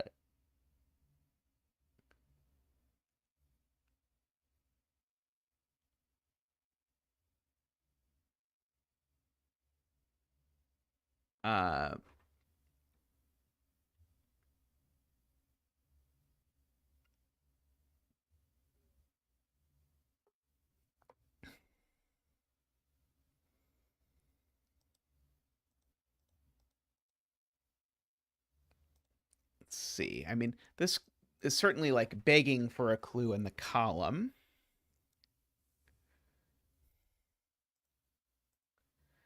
Can we say this is not a T? We can definitely say that this cell is not a T. Because if this was a T, it would make that a T. So, oops, sorry, it's not a 0. Oops, I'm in the wrong mode. Did I? Oh no, I did some bluing in the wrong mode. One moment. Oh, and some blacking in the wrong mode.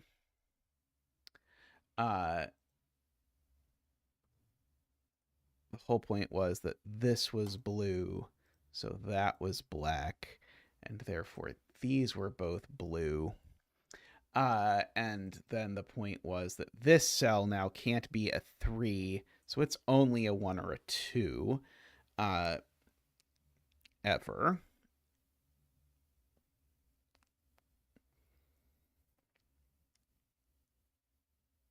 Yes, and that one is blue. Yes.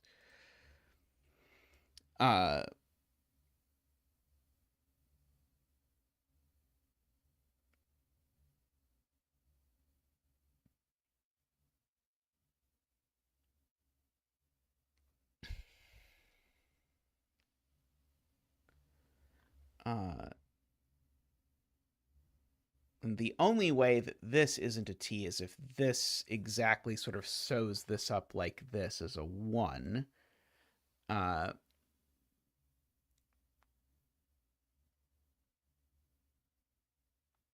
We have this sort of complicated thing where it's sort of like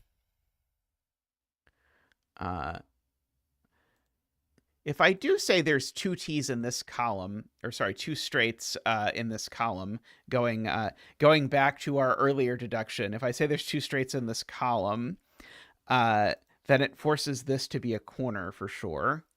Now, let's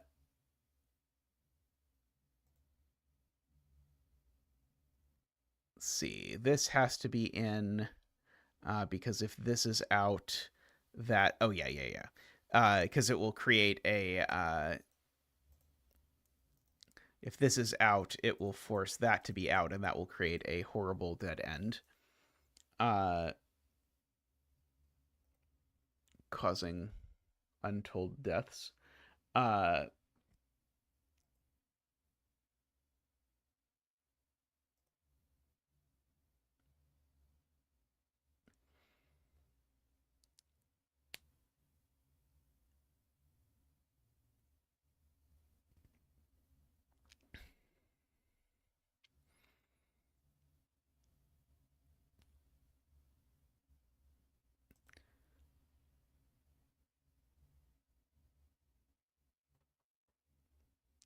So these two are like a 1-2 pair, I guess, is what's happening here.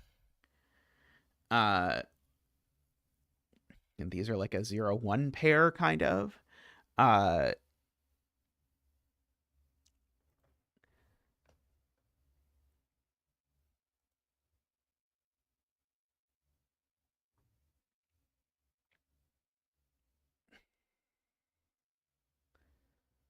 Let's see. If this is out, it certainly forces where the 4 is, and gets me an extra cornerage.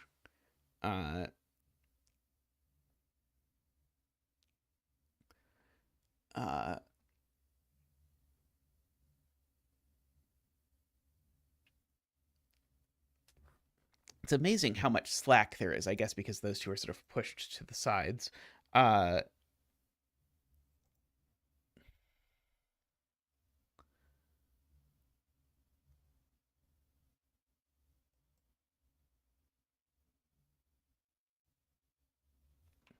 Yeah, I'm trying to decide if I can do something.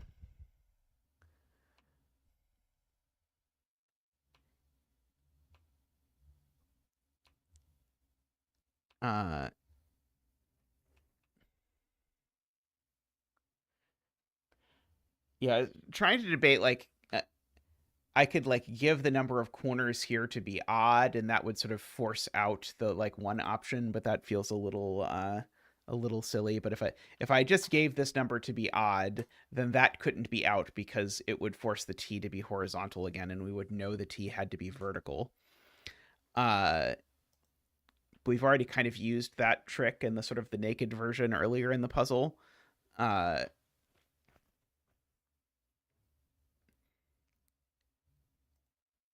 See, Martin says if this is out, you get too many T's, but by complete insanity.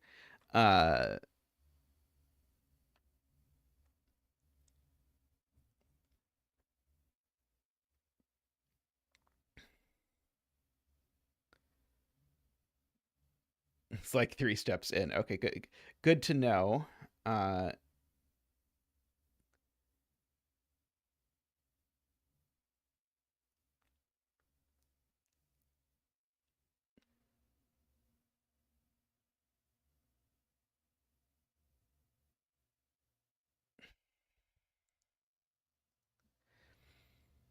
could put a Yaslin clue pointing down to force this to not be able to be a 4 because we couldn't have both of these in, is one thing I was thinking about looking at this. Let's see how, if I wanted to put it, say, like there, how big would it have to be?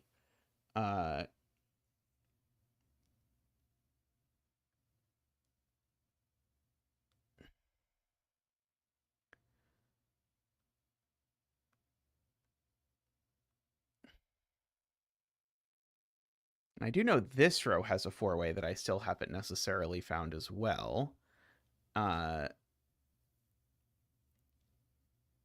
This row has, yeah, the 3-way that I haven't necessarily found. Yeah,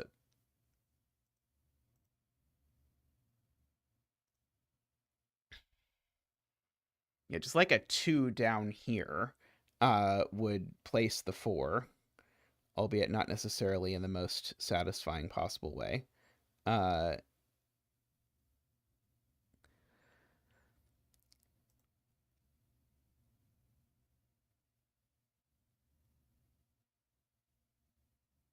I'd kind of rather place the 4 there for what it's worth.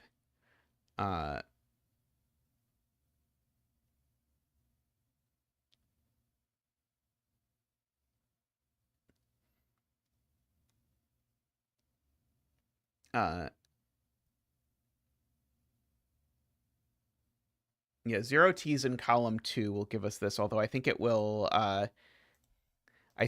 undo the deduction that this being a 1 was based on. Let's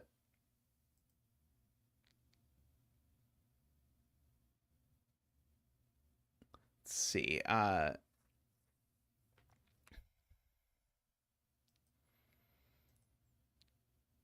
Something like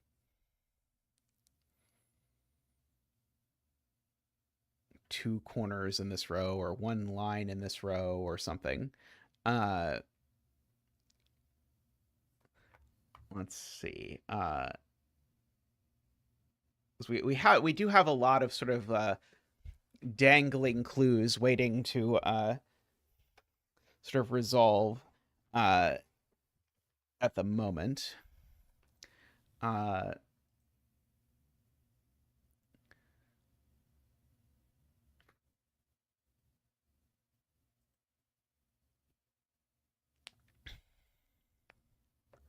Let's see.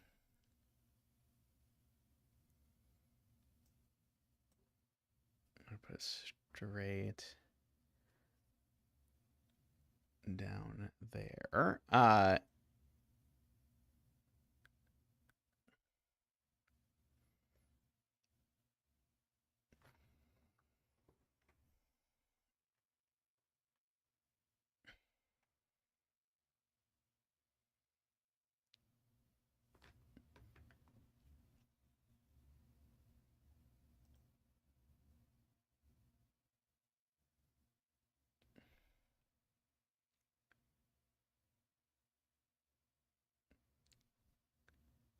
Yeah, like forcing either of these to be done in this row seems to do a lot geometrically.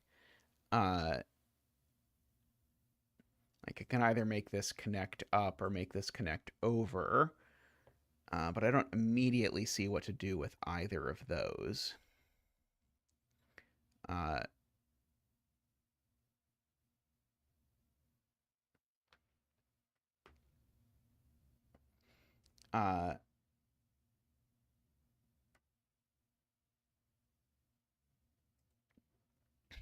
I could say that there is one line in this column. Oops. Oops. And the reason why that's interesting is that it impacts this cell because it says this cell can't be that line. So this would only be able to be a 3 or a 4 once we had done that.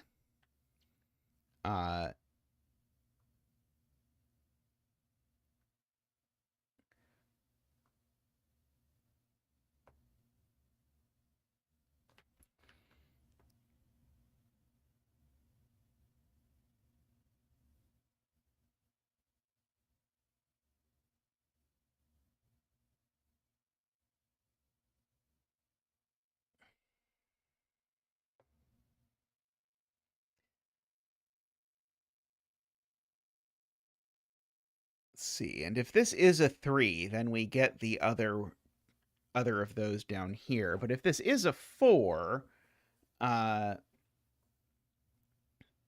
then we don't necessarily.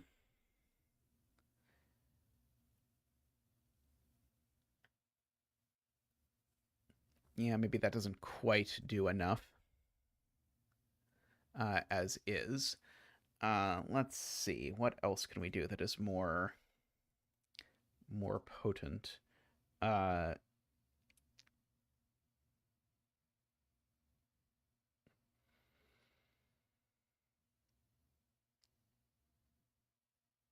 Oh, I should be sure I also delete my thing there. Making row 7 corners odd ruin earlier logic. I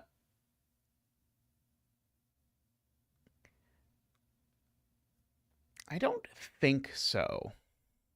So it's going to be 5, right? Oh, sorry. Yeah, sorry. Yeah, this row.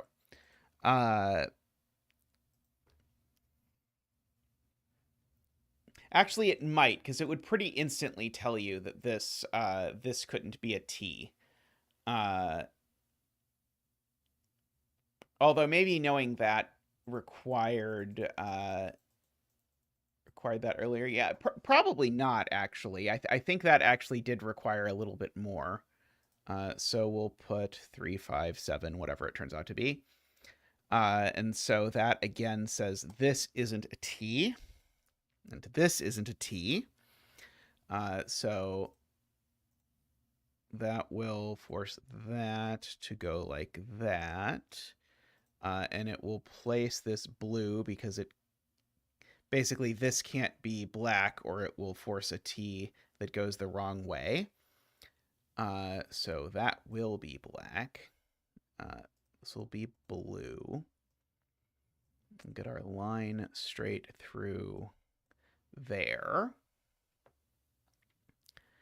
Let's see. Have a good evening, Ron. Yeah, I do keep looking for when we get to put the 2 clues or the 2 straights in column 8. I am eyeing that with interest as well. Let's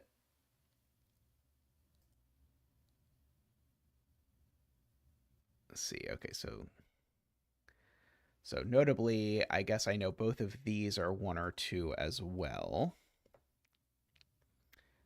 Oh, this one can't be a 2. This one's just a 1. Because if this was a 2, it would create the thing we're trying to avoid.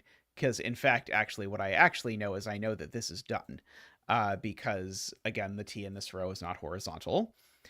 So this now just is a 1, and I know exactly what 1 it is. So that's nice. Always appreciated.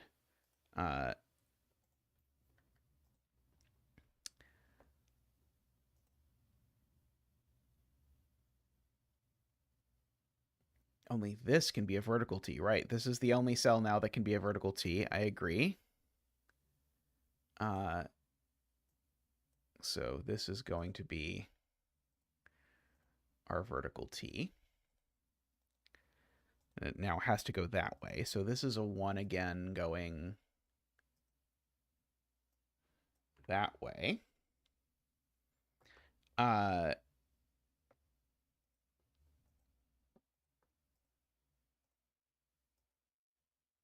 So the answer is going to be 1, 2, 3, 4, 5, 6, 7 is going to be the answer.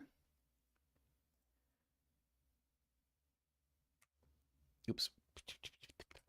Normal. And so now this cannot be a corner because we actually have our 7 corners. And so therefore these each must join and be straight lines, right? Like that. They have nothing else they can be. speaking of straight lines, that is done, and it is our one straight line for this row. Oh, and now we have a connectivity thing, actually, funnily enough. Where we do actually need to make sure that this thing actually connects. We might actually be able to use that. Let's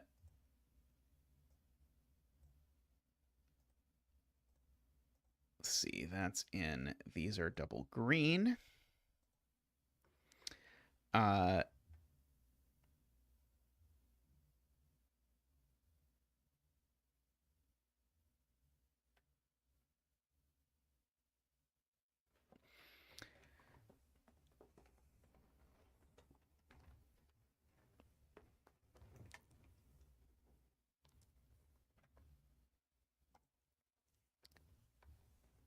Yes, this always goes right is forced by connectivity, right? Because if this doesn't go right, it goes down, and because this can't be a T, then it just creates a mini loop. So yeah, when I said we might be able to make a connectivity deduction, we in fact did have a connectivity deduction available to us.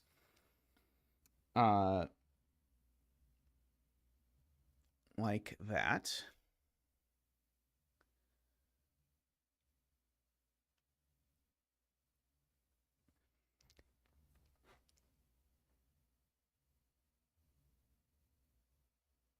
Yeah, we've got to avoid making both of these fours.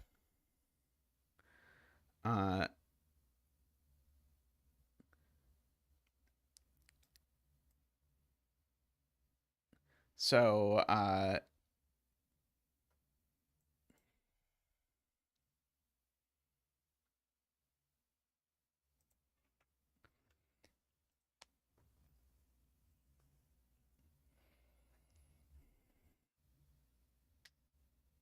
is one of these forced to be black?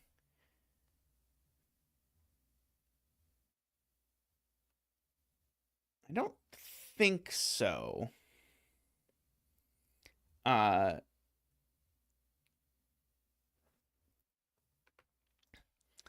uh, but we can almost assuredly resolve this later, and then maybe play it back through over here if we want. Like, it would be great to force this to not be the four-way, so that we could say there's one three-way in the column, so that it would force this to not be a three-way, so that it would force that, and then just sort of let that all sort everything out. Uh, uh,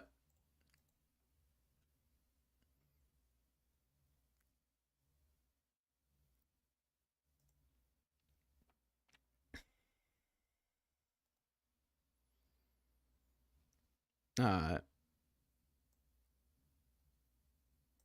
yeah, the straight option definitely exists.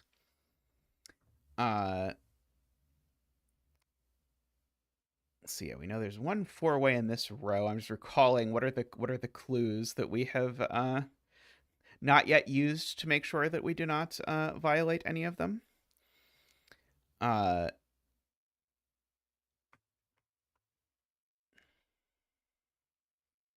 Yeah, these can't be straight, but that could go straight corner, for example.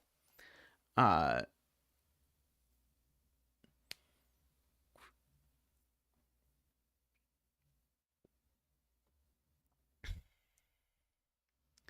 uh,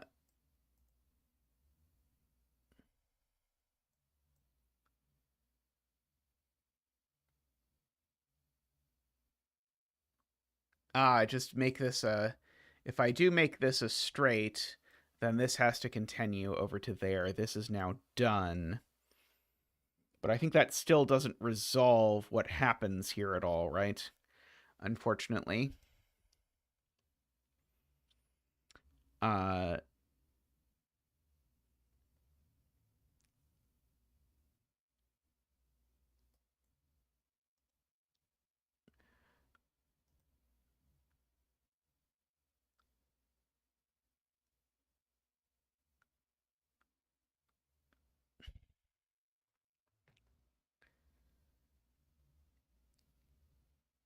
Now, what I could do that would do it is to say 1 3-way in this column. That might elegantly handle this. At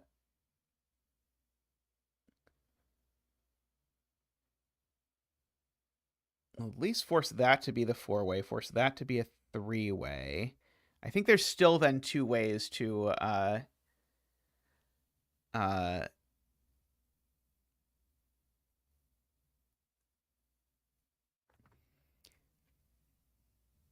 do it, unfortunately. I think it doesn't quite.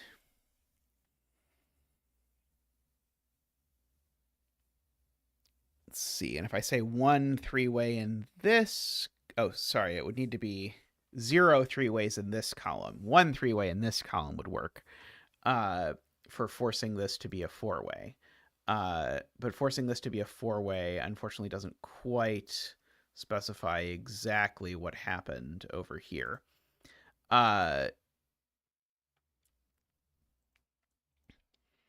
Let's see.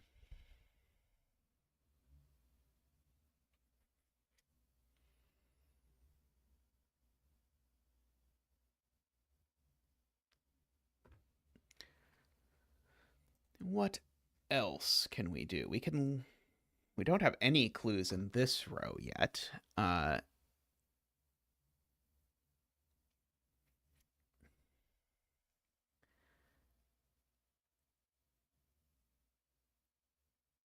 If we do say this row only has 2 corners, or only has 1 straight line, it does force a medium amount of stuff.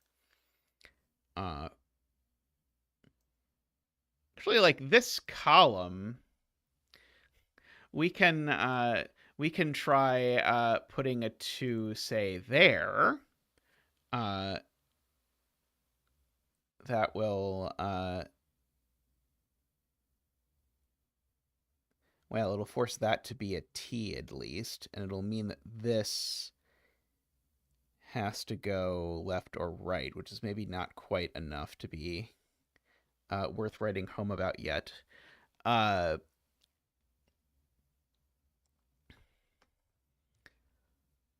Let's see.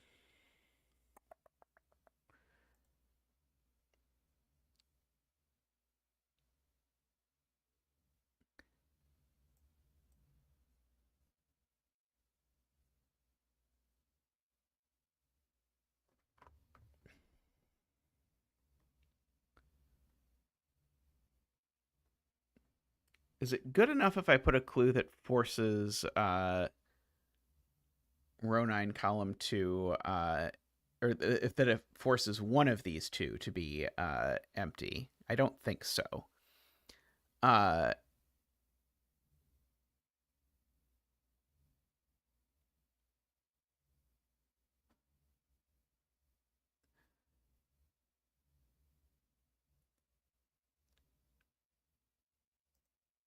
Let's see if this also points up. Is the traditional interpretation, if this also points up, that it means what we want it to mean, which is that each of these is separately 2? I don't actually think I've ever done a Yaslin puzzle in my recollection that had this. I'm guessing that's what it would mean. The rules could certainly specify it, but if the traditional convention was the opposite, I would not want to do it.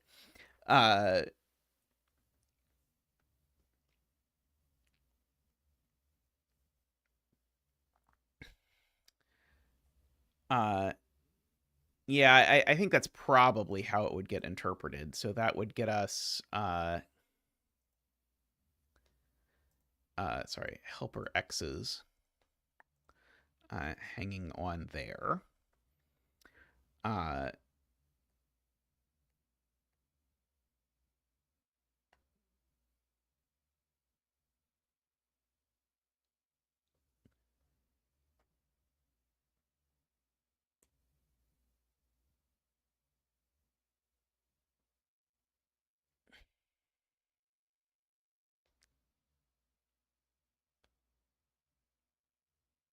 Well, there can't be 2 straights in this column with that being a 2.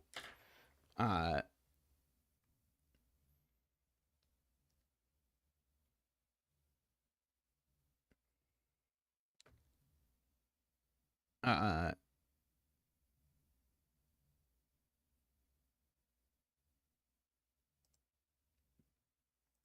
I am considering, actually, I had not originally thought about it, the 2 here.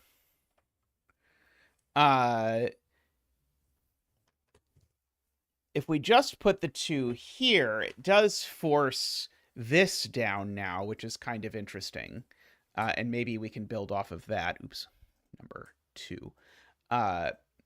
Because now the 2 is done.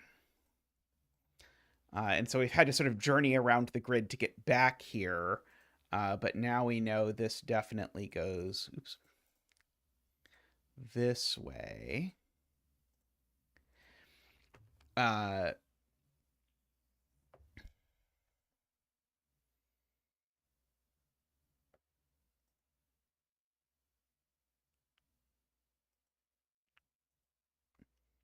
so I know this isn't a straight line.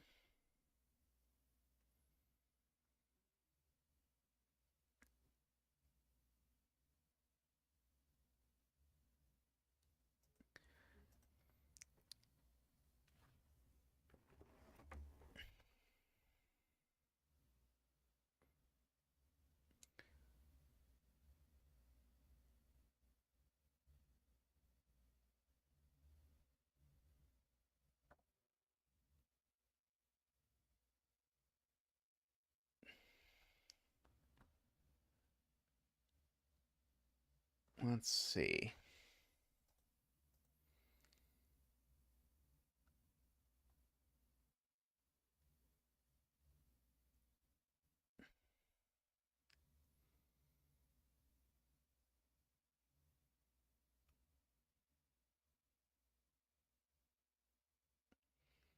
I could specify the number of T's in row 1, perhaps. Uh,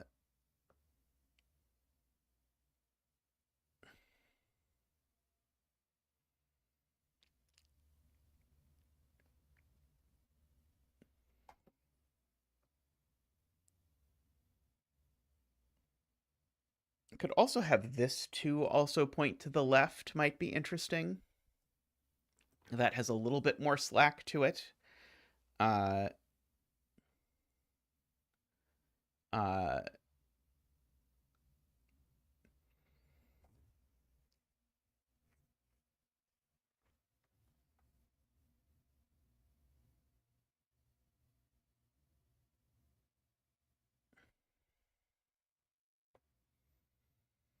could make this a 4 corners. Uh,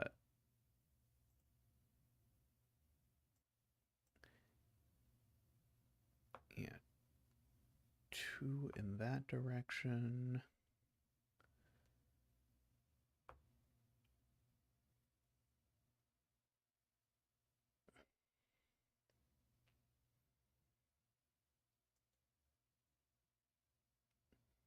Let's see. Does anything interesting happen if I just put the 2 in this direction? I don't think there's any sort of forbidden combinations that don't work. At least not that I can sort of immediately see. Uh,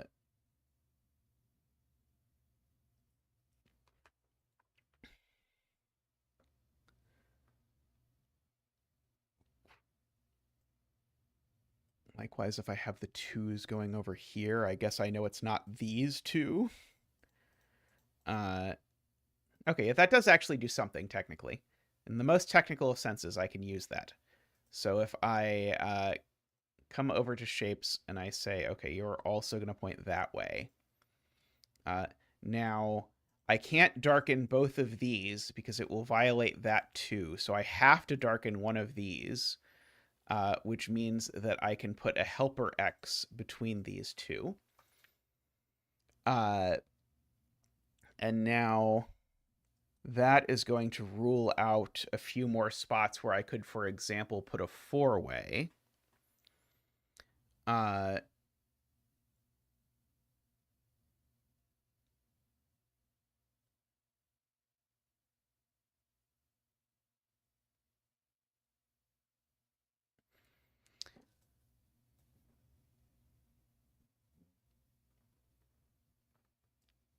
let's see. Maybe it would help if I did the same thing to say one of those two had to be in.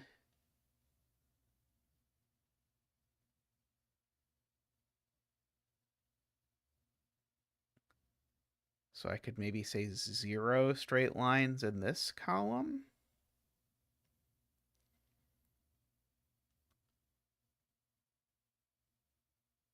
I know it's weird for us to say 0 straight lines and not 2.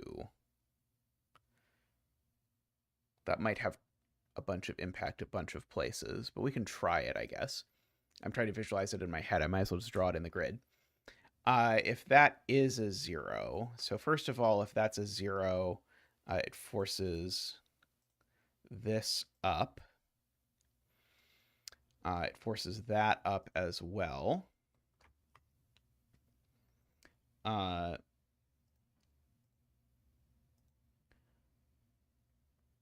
But it also does mean that one of these two is definitely black.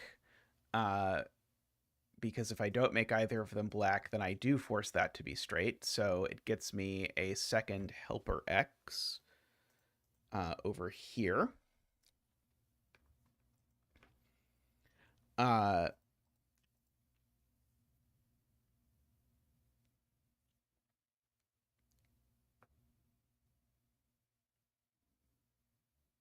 Which seems potentially useful. Oh, right. And this is a T now. Yeah,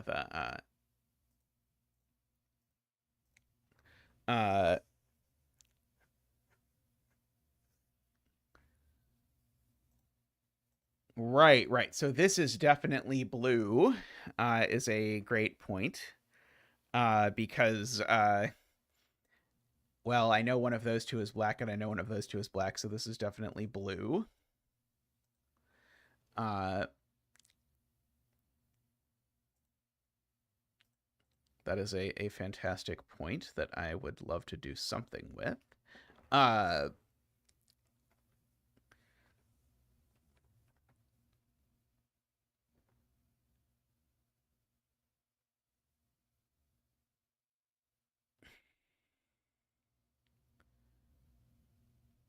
Row 2, column 3. Down to +1x in column 3. Oh, I see. Putting a downward 2 clue in there.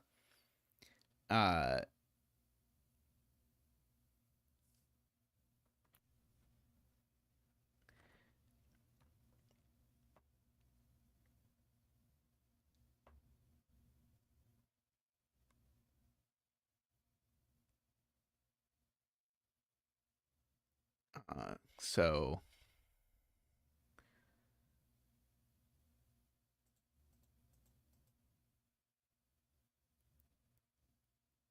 yeah, so basically it would force that to be the that to be the shaded one.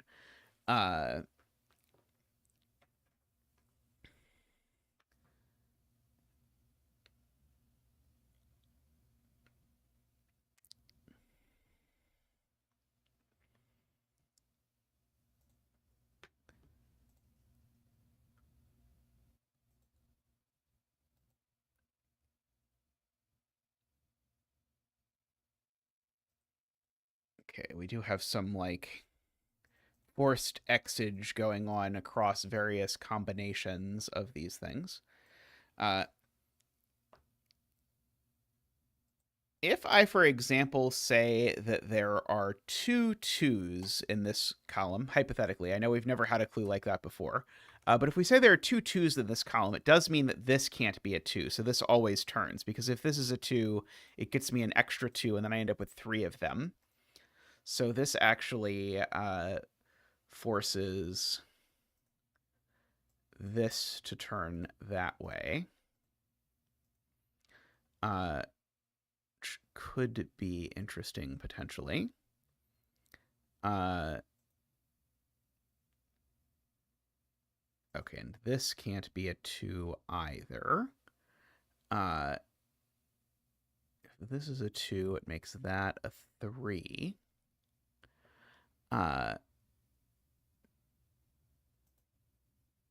Oh, right. It does mean this is definitely in, right? That is another thing, because if this were out, it would create a dead end here. So we actually did have that.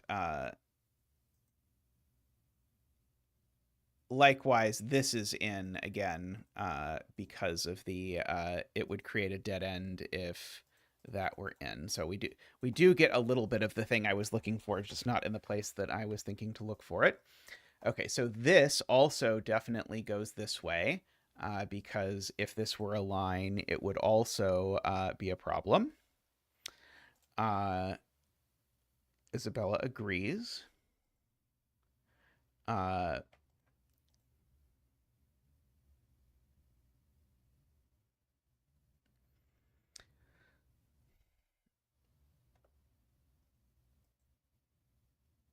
Okay, so either this is a line or this is a line now. Those are, I think, my only 2 spots left for the second line in the column.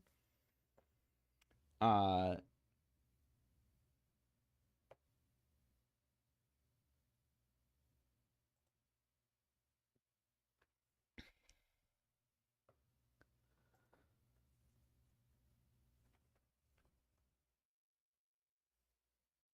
let's see. This isn't a line. Let's see. The version where this is out forces a lot, I suppose. Uh,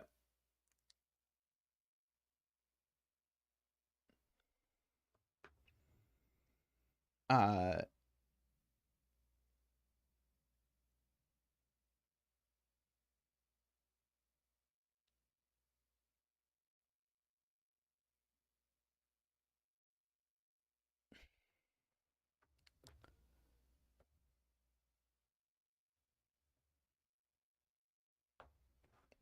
right. That's true. Yeah. Whichever of these is black, the cell above it is definitely a corner because it can't be a 3-way or a straight.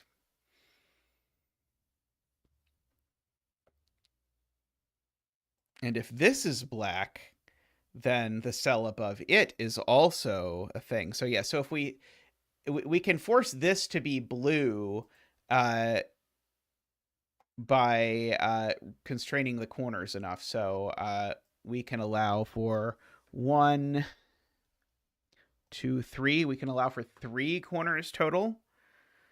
I think if we allow for 3 corners total, I think that forces a very strange deduction, but I kind of like it.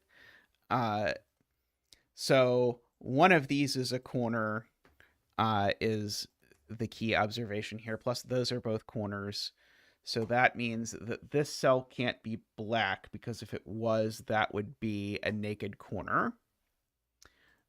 So that will be blue, and that will be black, and these will both be blue.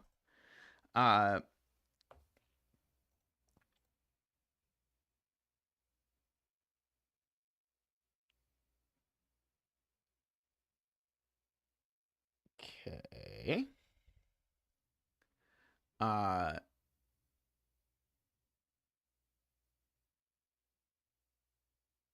3, column 7, right. Row 3, column 7 can't be a corner, so it goes up, right? Oops, not that far. Uh,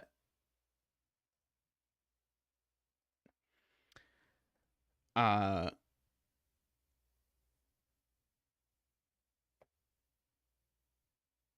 this cell,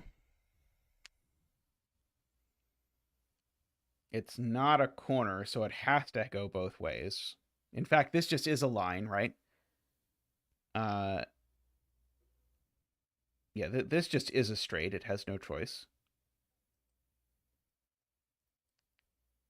Uh,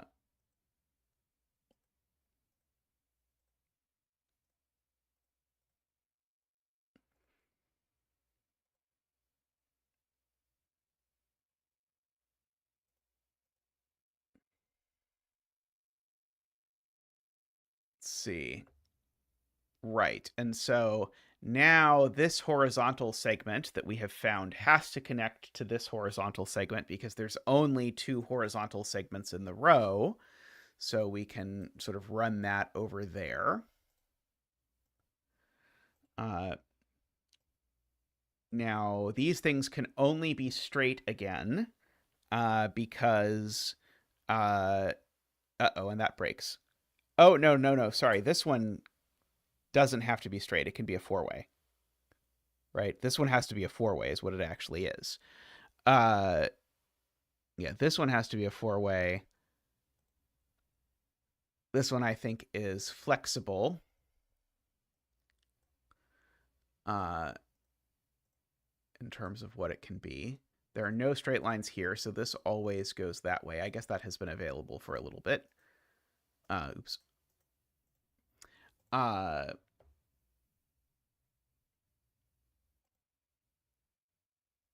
Okay, this has got to be a 3 or a 4.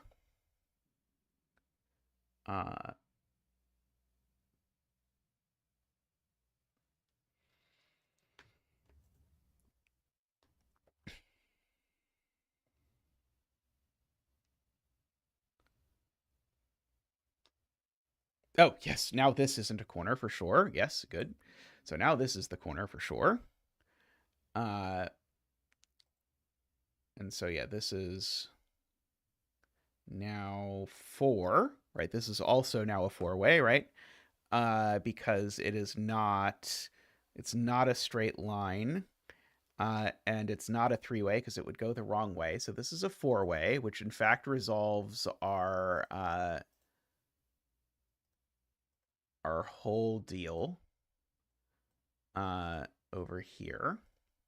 And so now we know exactly where our 3 corners are. This is done. Get rid of that. We know where our second column 1 straight is now. And so we get that is done, that is done, that is done. So that is now done because we've got both of our column 2 straights. This is done because it's a corner. This is not straight, and that isn't straight. So this isn't, oops, not that. This isn't straight, so it's a T. And this isn't straight, so it at least turns that way. So that is done. Got that. This isn't a straight, so it is a 3 or a 4. Who knows which? I do not know. I guess I should probably mark it. This is a 2 or it is a 4.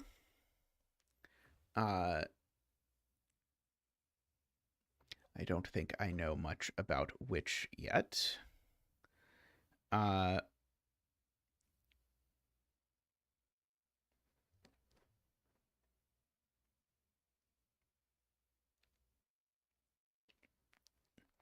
would sure be nice if this was out. Just because it would force a whole bunch of lines, but I don't think it needs to be.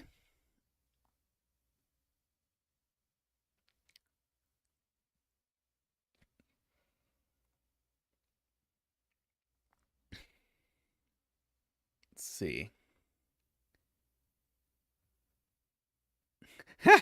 You keep forgetting we're setting and thinking what clues to the left. Yeah, I often find myself in that situation too, where I realize I've been staring at the grid trying to make an additional deduction and realize like, oh, there is probably not an additional deduction that can be made or should be made by a rational human. Let's see. We can probably use some clues on T's at some point now that we have some more information about T's.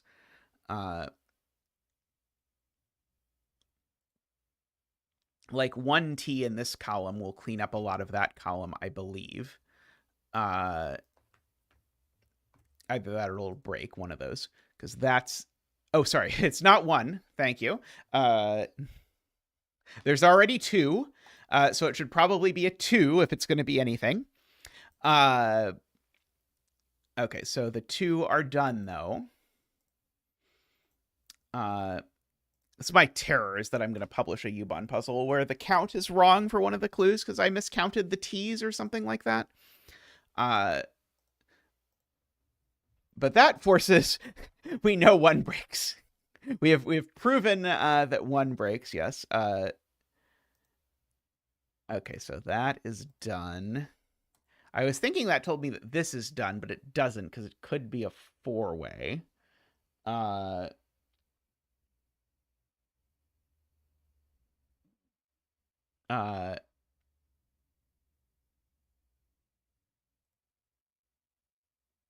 Oh, right. Sorry, no, this is forced, right? This has to be a corner.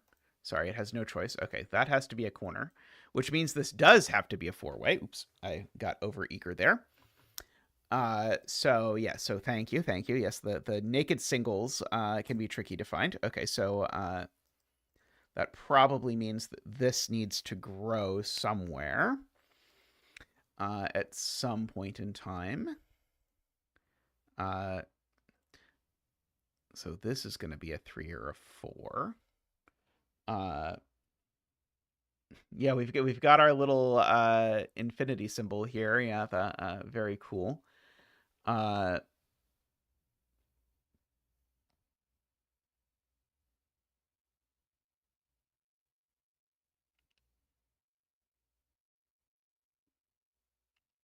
Let's see.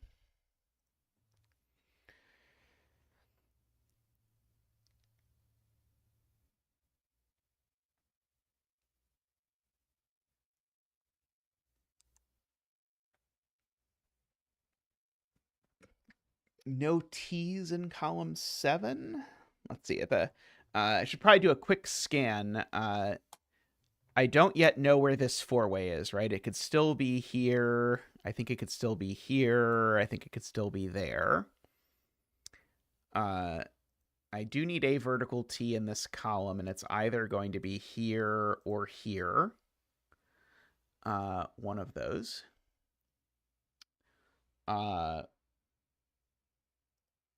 Yeah, that's going to be taken care of. I need one of these to be a 4-way, and that'll get taken care of eventually. Let's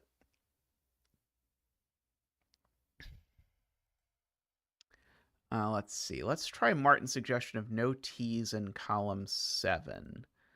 Let's try a 0 there. Okay, so that would force this to be done. It would make this the vertical T.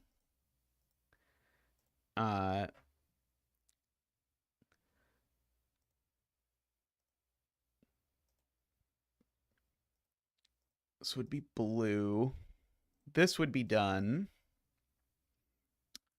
This would turn here, and this would be done.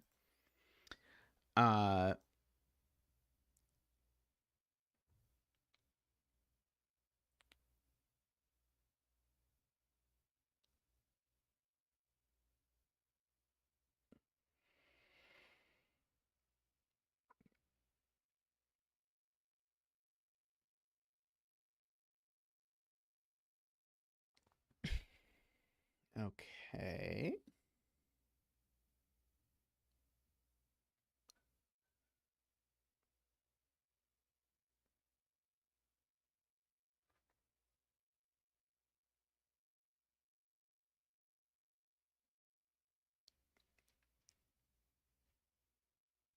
Oh, no, sorry. This is not in that row. This is in a different row. It's like, oh, exciting. That can't be a T, but no, that is not how that works. Let's see. So far, we have only 2s and 0s up at the top. Kind of uncanny.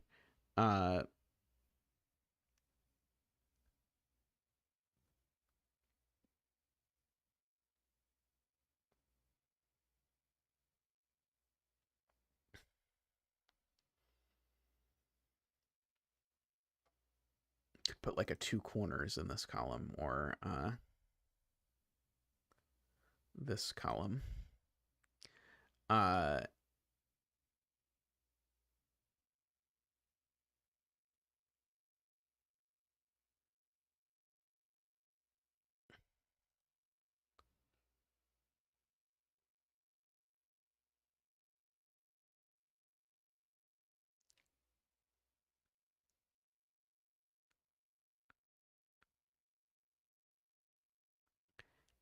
Doesn't that still not quite resolve this, Martin?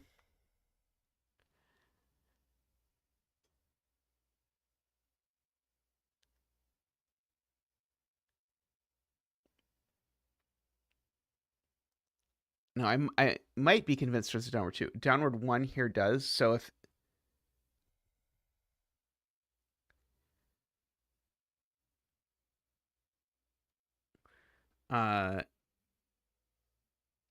hey Pietato, how are you doing? How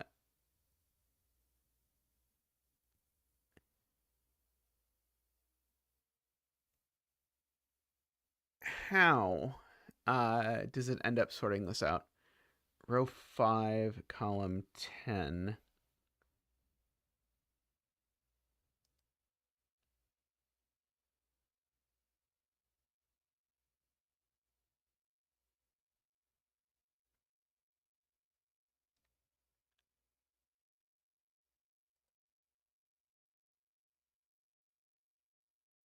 Oh, I see. Okay, yes. Okay, yes, I see. Got it. Right. This is all because I haven't greened this cell, which has been greenable for forever. Which will make life easier if I then do add this. Thank you. Number 1, shape down. Okay, and so the point is that makes this in, which then makes this go room. This is done, and this is done, which means this is done because it can't also be a 4, which means this line continues over here, and now it's done. This has also, I think, been done for a great deal of time, which means that this now turns up here, and these two are done. This is now a 3, and we know which 3 it is. This is now a 2, and we know which 2 it is.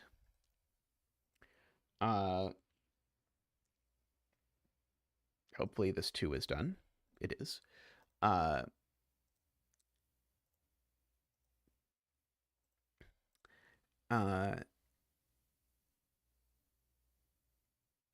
Yep.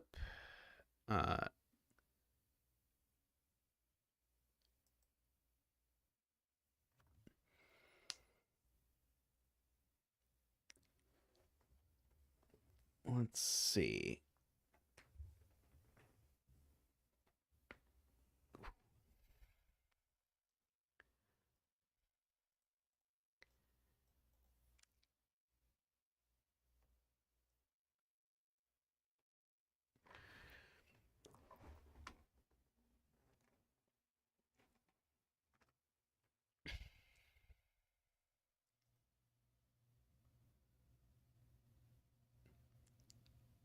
I can put 2 straight lines in this row, and that'll sort out a lot more of this stuff.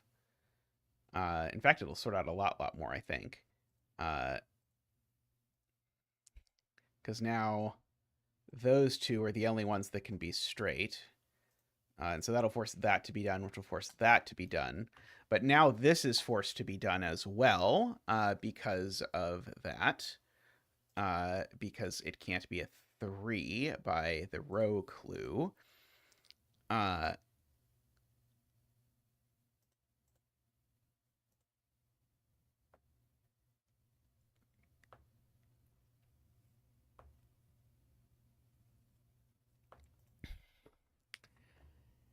Okay.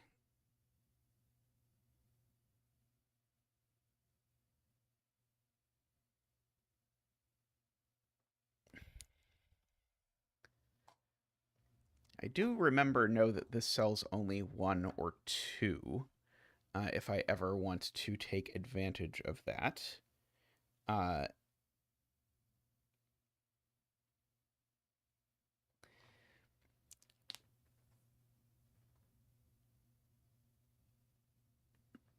Making it a 2 is perhaps the most interesting, because then it means this isn't actually the 4. Let's try that. So that would be done by saying the number of corners is 1, 2, and the column is 3 is probably the easiest way to do it.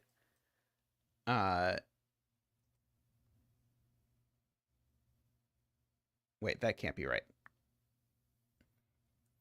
I need to count that again.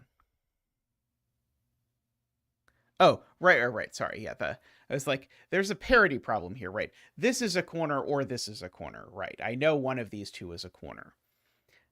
So it would have to be in this row where I would have to say something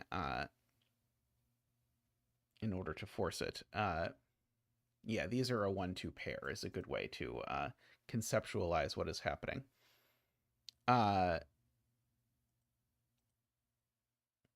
I guess I could say that this isn't a 2 by writing that there's only 1 straight in this row, perhaps.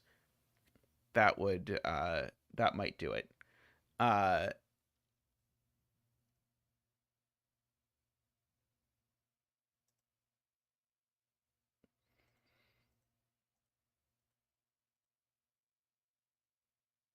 One of these could be a 1 pointing at the other. I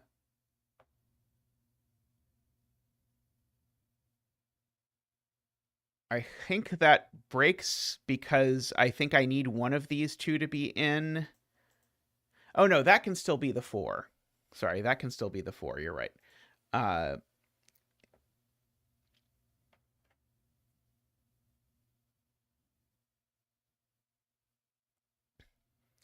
Yeah, I think that is a reasonable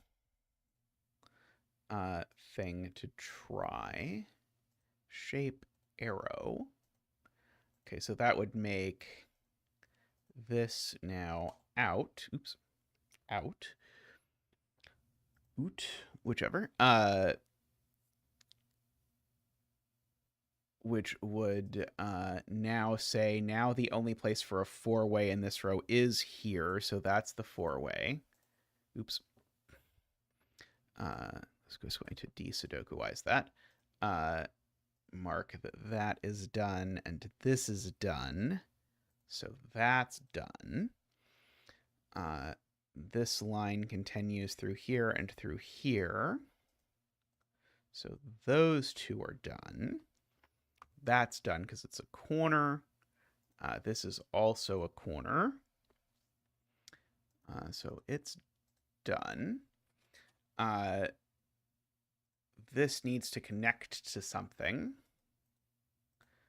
So it's done. This doesn't have anywhere else to connect. It's done.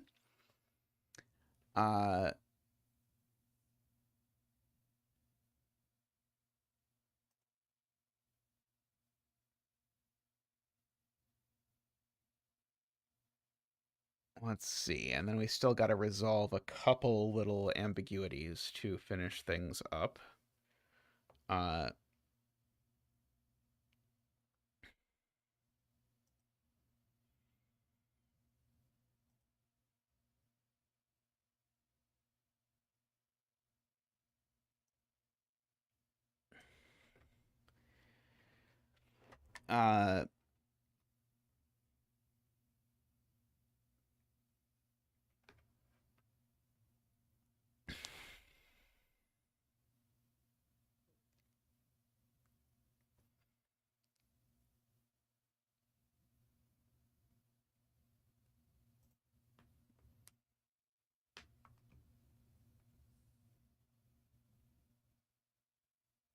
Row 2 corner count.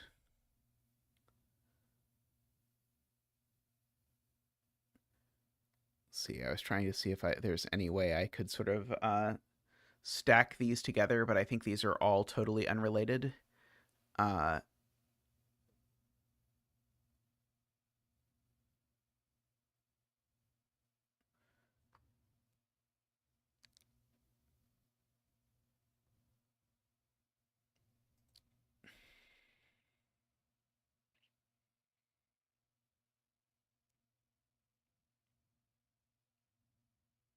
yeah, so if I just say that there are 4 corners in this row, then it's going to uh, finish this. Because then I need these two. Oh, is it 3? Oh, sorry, it's 3. Thank you. Uh, one of those 4 corners is a T. Yes. Okay. Yes. Yeah. So we have them because they are these, which then means that's done, which now means that's out, which now means that's done, which now means that's done.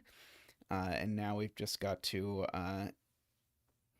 handle this remaining bit. Oh, no, sorry, it's an imposter gray, right? Sorry. Haha. That should be black. And let's see. I can probably handle this with column 4. If I say that column 4 has 5 corners. 1, 2, 3, 4, 5. Do we agree that 5 is the correct number of corners since I could not count the other one? I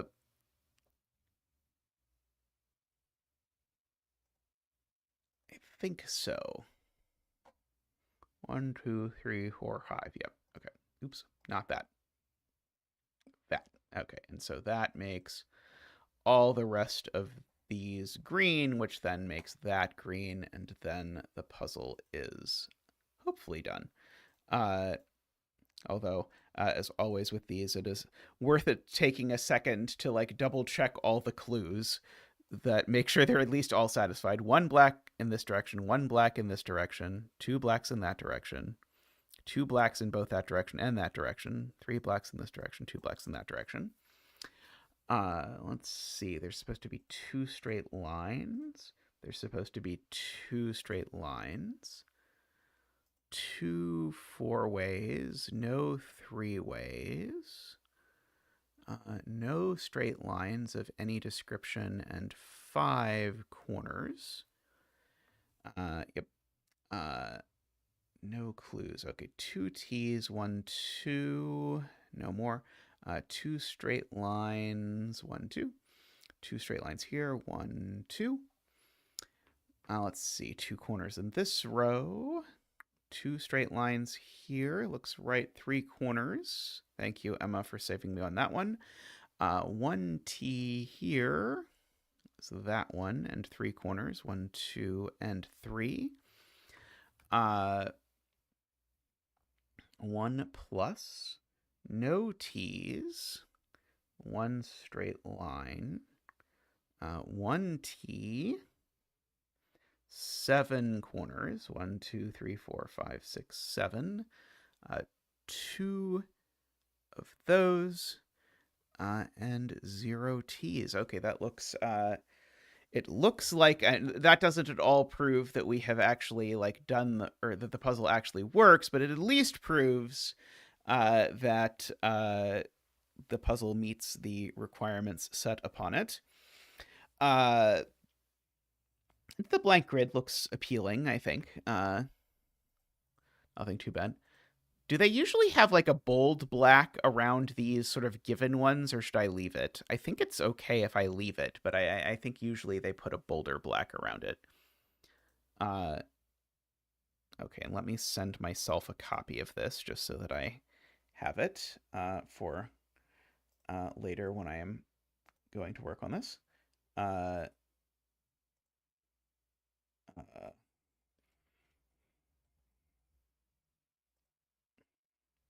I suddenly got a million Discord pings that are all from the Nullius Discord of all things. Let me paste that there. Okay. Uh, yeah, we've proved there's a solution. We just haven't checked that the solution is in fact actually unique. But I will do that. I will do that later. But yeah, I think I'm pretty happy with how that went. It did, as I theorized it might. It did seem that these went well together. I kind of also want to try a country road U-Bahn hybrid, but that might be more difficult. Is my theory.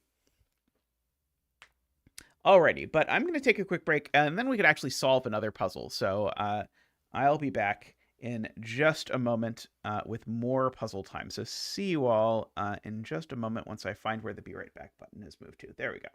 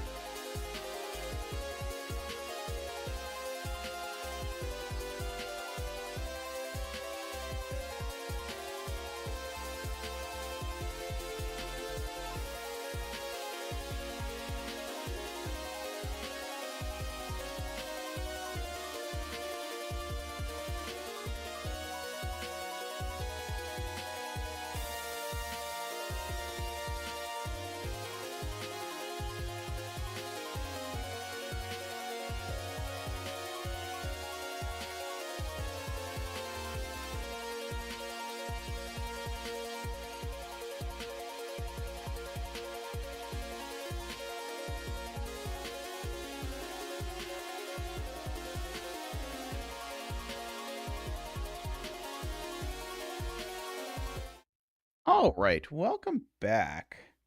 We are going to solve a Fistamafel, although I realize I need to convert this. 1 second.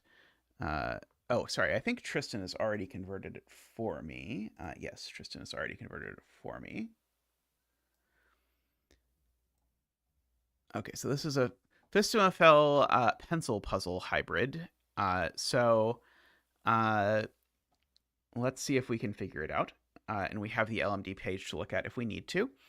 So we need to shade some cells in the grid so that all unshaded cells are orthogonally connected to each other. And all shaded cells are orthogonally connected to the edge of the grid. Okay, so that is traditional cave. clues are unshaded, so I can unshade them. We will unshade them. And indicate, oops, the number of unshaded cells seen in the 4 orthogonal directions, including itself. Shaded cells obstruct vision. After the cave puzzle is solved, and the cave and the walls each can be seen as a region. Use the regions as the basis for a Litz puzzle. Place 1 tetramino in each region. No 2 tetraminos of the same shape may share an edge. Reflections, rotations count as the same. All tetraminos must form a single connected area. No 2x2 area of the grid can be completely covered in tetraminos. Wait, what does it mean? No 2x2 area of the grid can be completely covered in tetraminos. Use regions.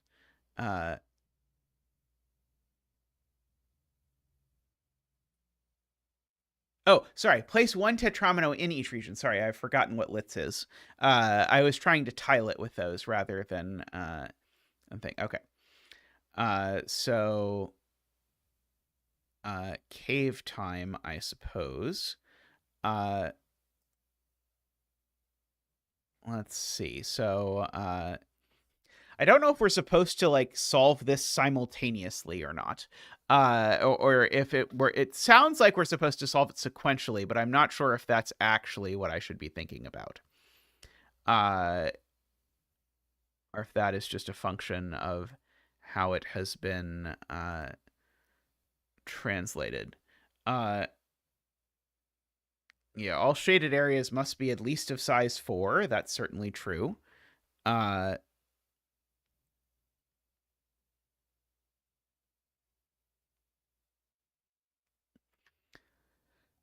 Let's see. So I feel like I'm supposed to be asking whether these cells are meant to be shaded or unshaded. Let's see. If this is unshaded, it immediately implies the shading of all of that, which seems okay, at least based on my first vision. If this is unshaded, then I've got to do all of those.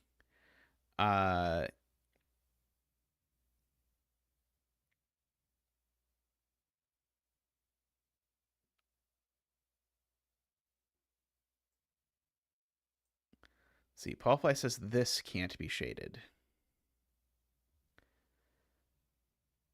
Breaks row 10 clues.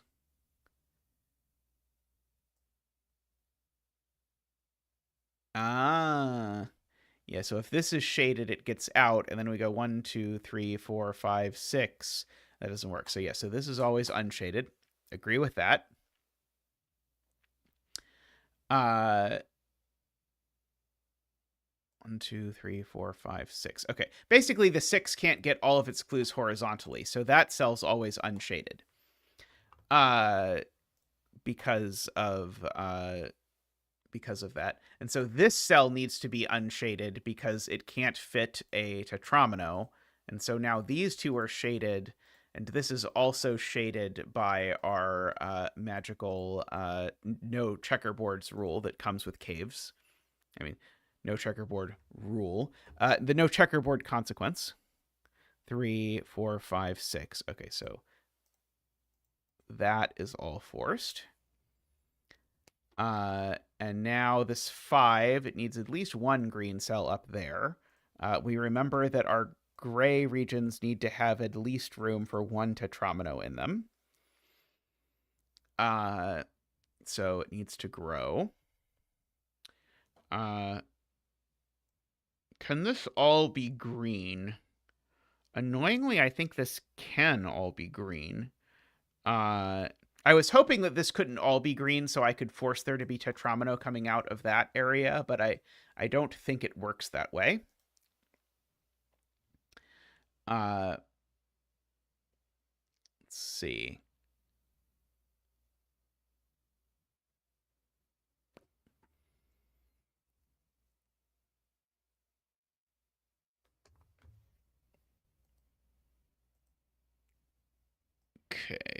the 3 looks like it can go all the way over there, as best I can tell.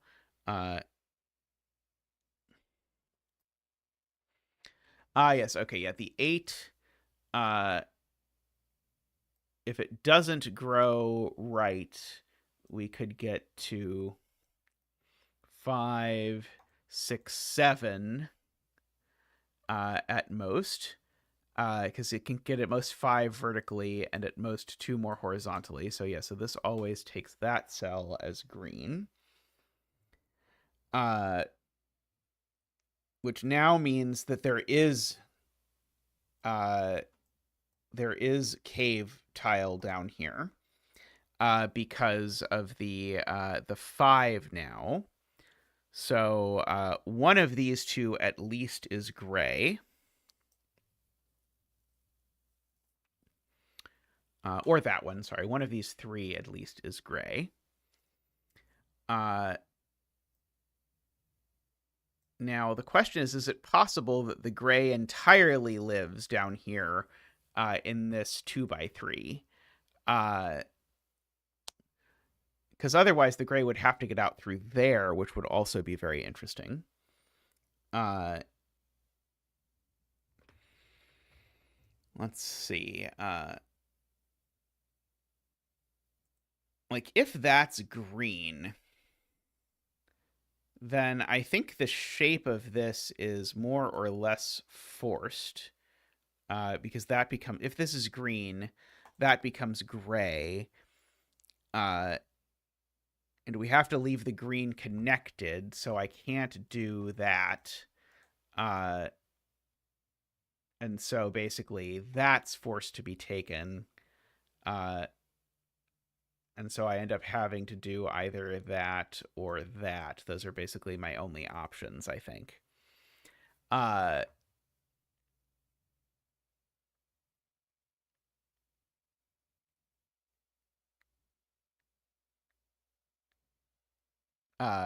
The gray could be bigger than 4. That's true. The gray could be bigger than 4.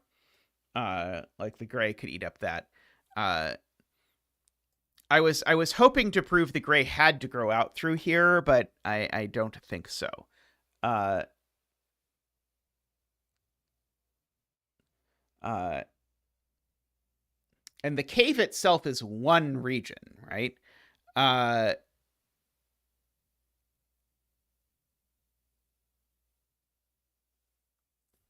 uh,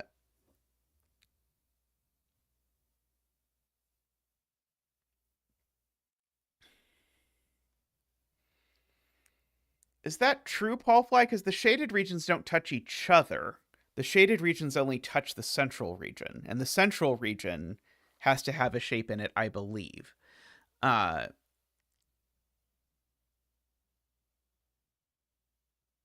uh,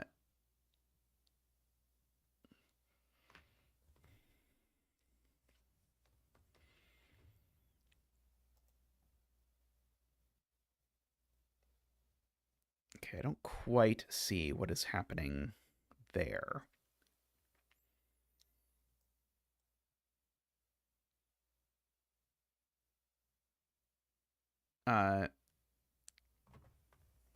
Yes, the tetromino in the unshaded region needs to connect to everything. I agree. I guess I know that these two shaded regions are different, which is not the greatest deduction, but it is true.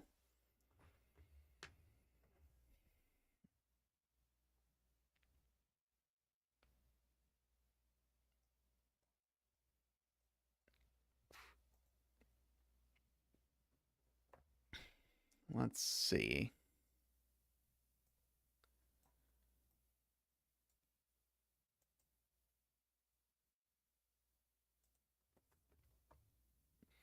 Screen, that's also gray, along with those being gray.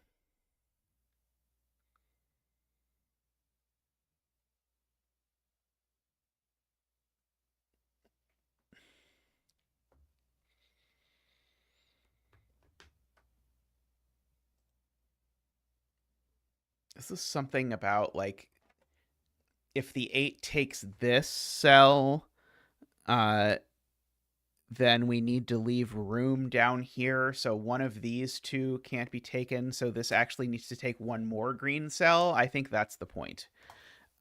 So when we sort of figured out this 8, we said, okay, the 8 can take that, and it could take up to 5 here.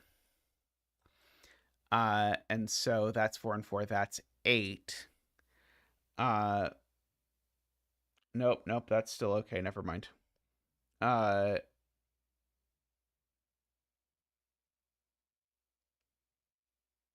I was thinking that we were going to say we needed just one more space on the 8, because one more space on the 8 would be very big in terms of sort of forcing this gray to grow.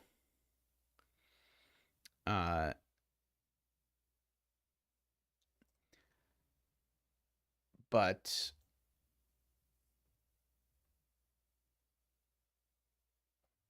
I cannot quite see it. I'm going to guess that the piece is going to be an I that is in the main one. The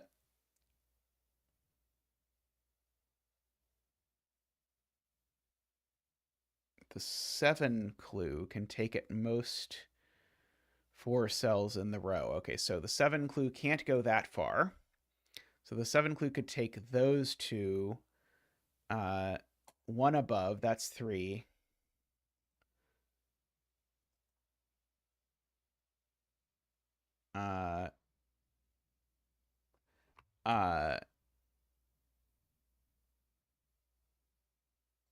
Okay, so Paul Fly is making a sophisticated deduction here. That might be too smart for me. If it does take that cell, then it also takes this cell, and then the 3 is broken because of the 4. So the 7 actually can't take right. Okay, so yes. As soon as the 7 gets to here, then that puts a wall here that grows out and blocks the 7. So the 7 can take at most 4 cells in this one row. And so it does need to grow down. It could take 1 up here, but I think I've already argued that doesn't actually work. If it takes 1 up there, it can't actually take 1 up there while also taking these 4. So it actually, because it can't take all 5 of these, it actually needs to grow down, I think, 3 times. Did I do that math correctly?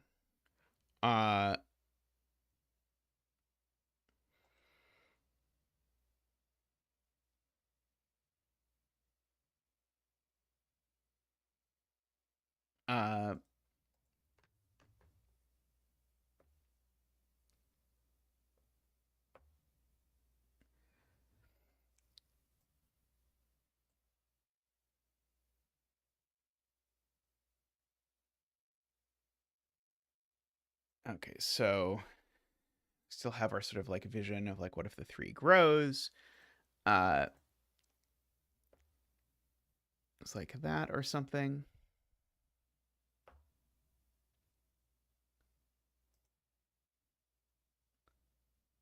I don't think so, at least not sort of immediately in my mind. If I unshade this, then I assuredly end up shading these, and I bring that out, but I don't see a problem with that.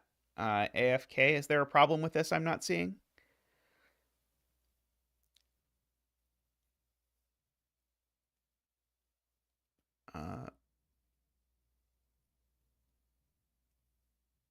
Now, I would 100% believe there's a connectivity problem with this. But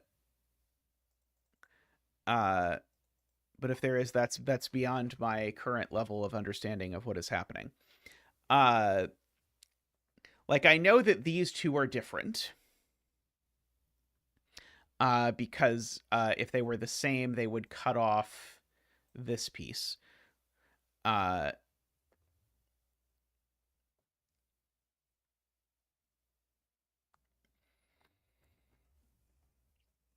that may be all I'm willing to reveal at the moment.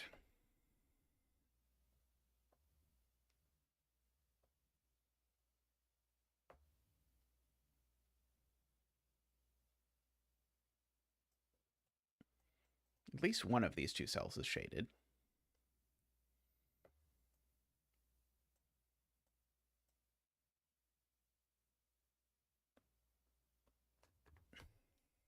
Definitely a shaded cell up here. There definitely is a shaded cell over here.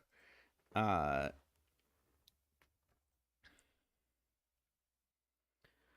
see.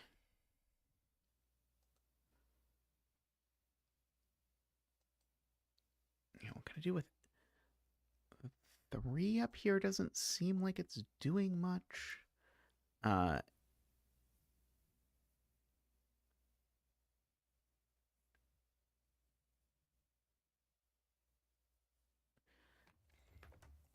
Let's see.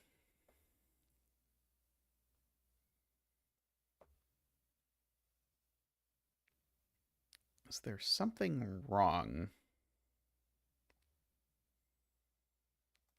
with this combo? If that's actually all green,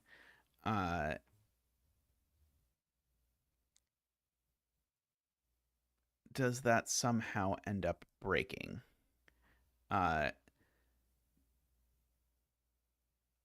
See, I definitely end up with something sort of snaking over the 5. I end up with that being gray.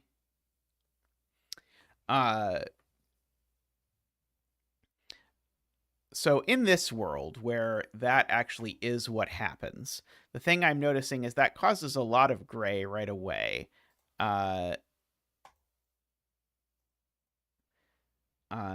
And the thing in particular that I was noticing was that I can't only take a square because square is not one of the letters in Litzo. Or sorry, not one of the letters in Litz. So that would definitely come down here as well. And I was sort of trying to decide, like, so that would sort of force this green up here. And this is getting sort of forcing, but I don't see it breaking yet. So I think maybe it is that.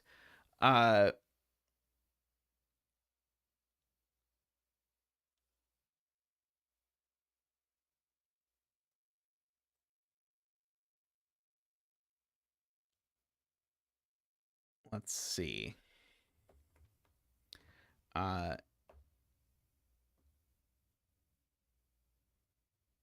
next step would have broken the 3.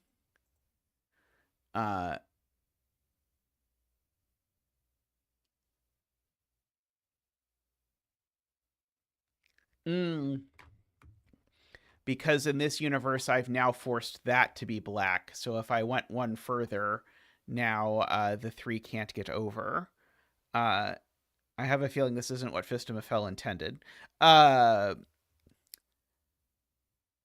the reason why I'm so interested in this specific thing is because this is the only way that the 8 doesn't take this cell. And so maybe the point is just if the 5 does this, it definitely forces the 4 up and causes that contradiction. Anyway, I think the point is that the 8 definitely takes that cell. Because it would break the 5 AFK.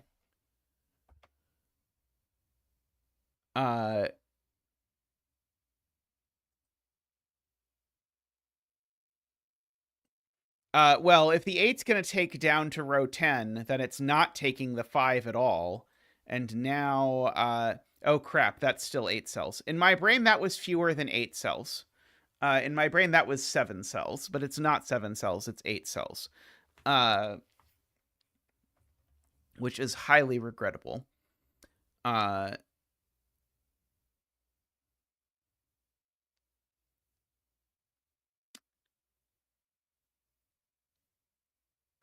do know at least one of these is gray, for what it's worth.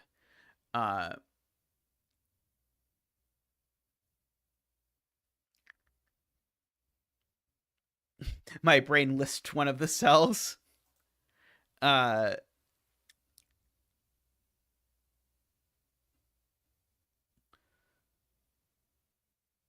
2x2s are fine. The only thing I'm not allowed to do with the 2x2 is cover it entirely in. Oh no! You're right. It does. It creates one at the bottom, right? It forces this to be an O. Right, because this now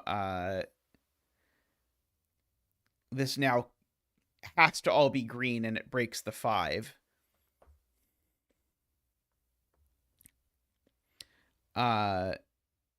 Yes. So yeah. So if we do this, that forces that breaks the 5 basically through the mechanism of we're not allowed to use a square. So I think that means that is green and that is gray, which seemed exciting to me because it at least sort of starts to push towards me needing to get green out of here. And it also, I guess, makes that gray. Which also felt big. That was another reason why I was inclined to do that.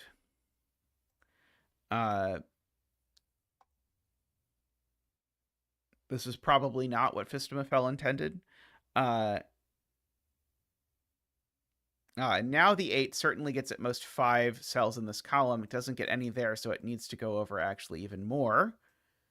Yep, and so now this gray goes over even more, and now this green has to get out, which is definitely a thing.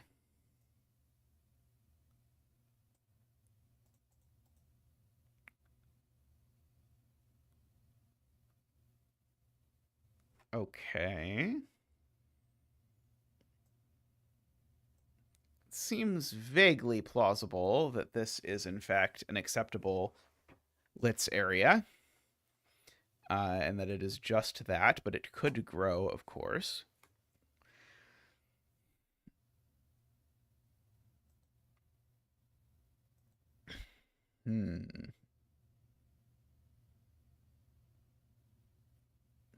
This is very difficult for my my Zeta brain to handle.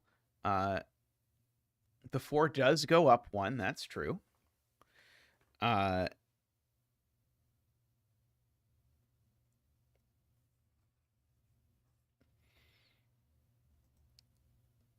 Okay, Emma's point is this cell can't be green, because if this cell is green, that cell is green, and I've forced a checkerboard. So on the other side, so this cell's never green. This cell's always gray, and I know one of these is gray, for sure. Because otherwise the 5 is broken. I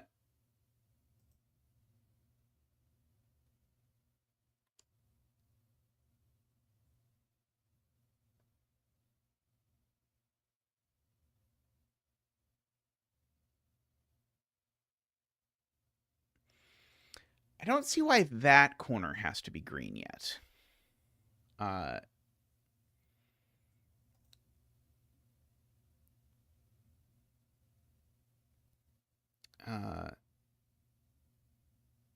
Because if that had to be gray, that would be big because of what it would do to the 4. But it seems to me vaguely plausible that the 4 sort of continues around like this, and we fit this Litz region in here. At least as far as my ability to visualize it.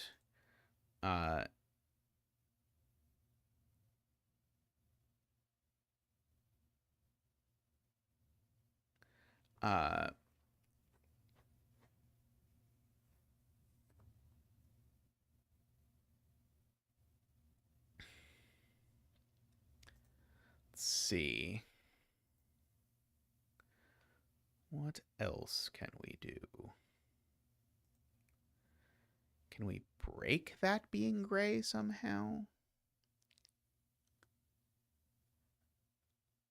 I don't think so. Not that I can immediately see anyway.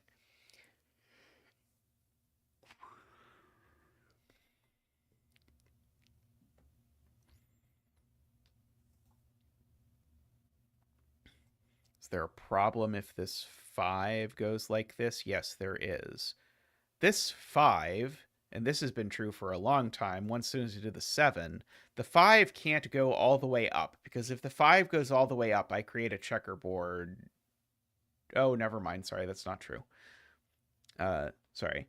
I need a gray cell here. I don't need a gray cell here. So in fact, it would just sort of swirl around, and that would be okay, I think. As best I can tell.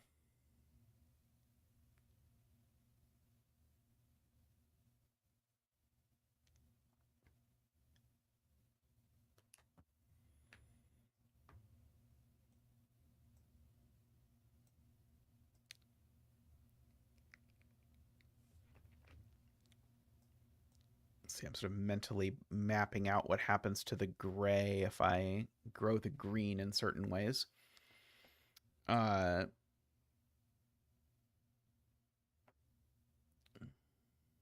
Does a fair amount, but not, I think, enough to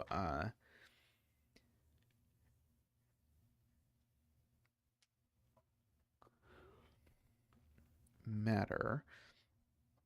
It's possible I'm supposed to be making a smart comment about how there's no way I can make the lits thing happen without creating a square if I don't expand this. But I don't think I know how to make that kind of argument.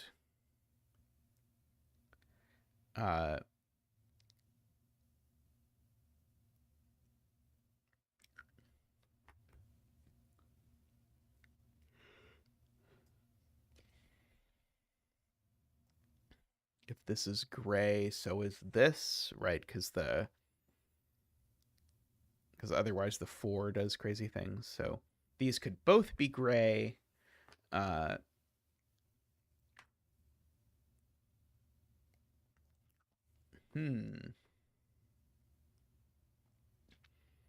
am I missing in this 3-star puzzle? There's not like a rule or something that I missed, right? There's not like a oh, by the way, please remember that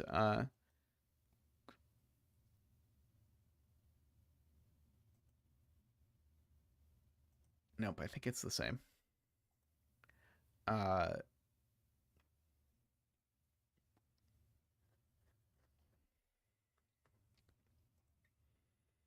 You're like, this green seems like a natural thing to try to break. Yeah, I agree these two are the same color.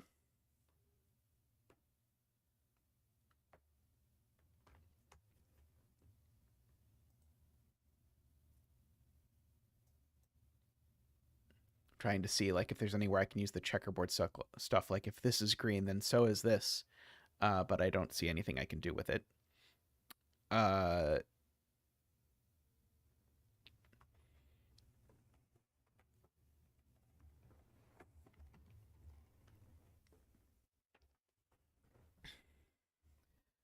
If this is gray, then I know the green comes down like that. Looks okay to me.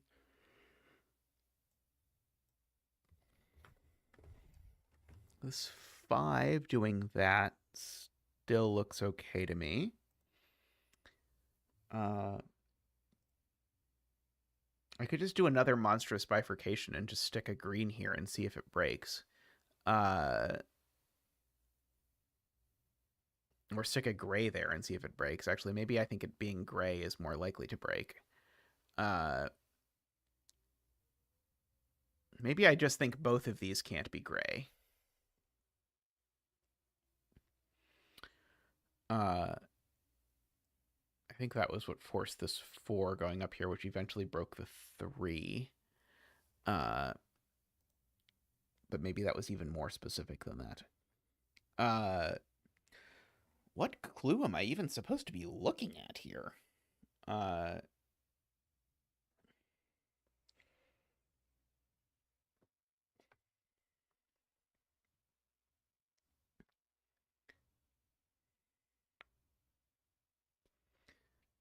Min max Litz versus Cave.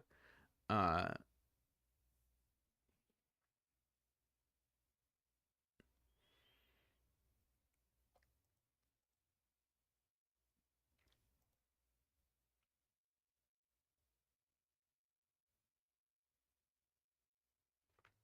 so if this gray doesn't grow, then of course this is an L, which means the center thing couldn't be an L.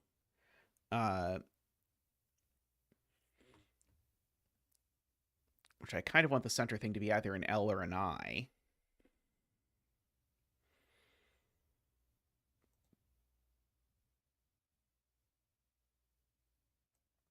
Let's see.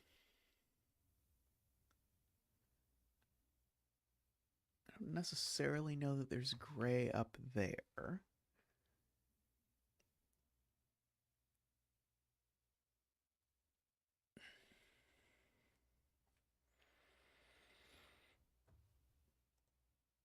Let's see.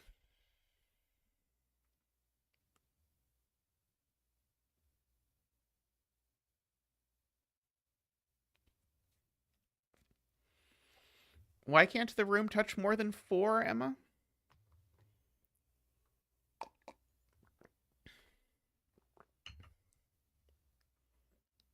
Yeah, if this is green, every wall in the puzzle has to get close to here. I agree with that, and that seems to be the kind of thing I'm supposed to be thinking about. But in my attempts to think about it, I haven't had any deep thoughts that have suggested to me that that would really be a big problem.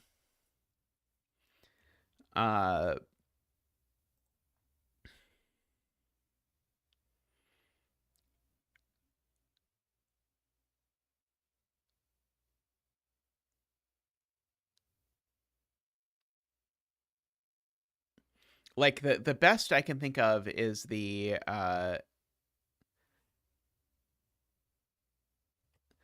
that somehow I'm breaking the no 2x2,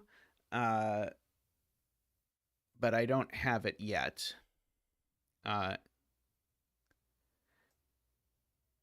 Like how many cells can I choose touching this without like I think I can put 6 things touching an eye, for example. Uh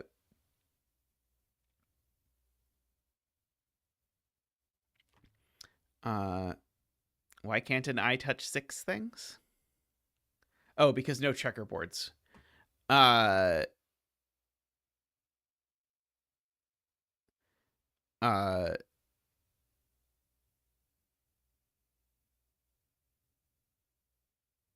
Wait, would that create a checkerboard? If I did this and I had it touched in these 6 spots? That doesn't seem to create a checkerboard to me, innately. Uh,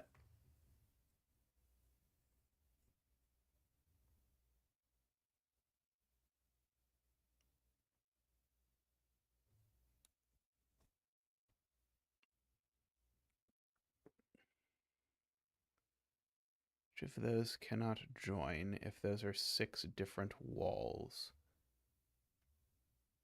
Ah, right. Okay, yeah. So so the point is, yeah, this cell here couldn't be wall because this is we're imagining this as being the center. I was thinking like, well, this just doesn't have to be part of a tetromino, but that's not really relevant. The point is it would have to be wall, and then the walls would not be 2 separate walls. Uh,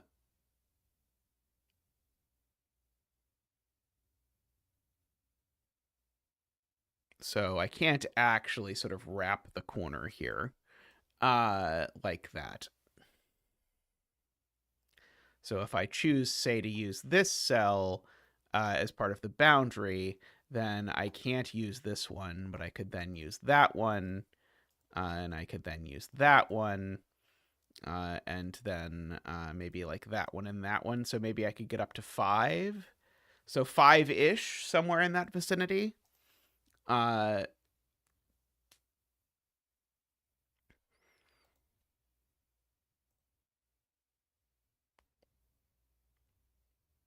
but I don't see. I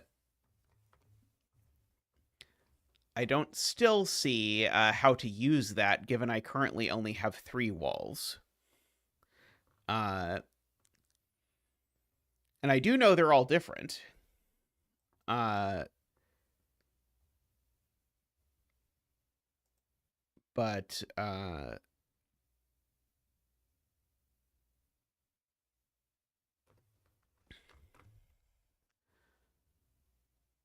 see, is there something like that would create like am I guaranteed that there's a wall? Like, well, no, there's no way I'm guaranteed that there's a wall up here that doesn't grow anywhere, right?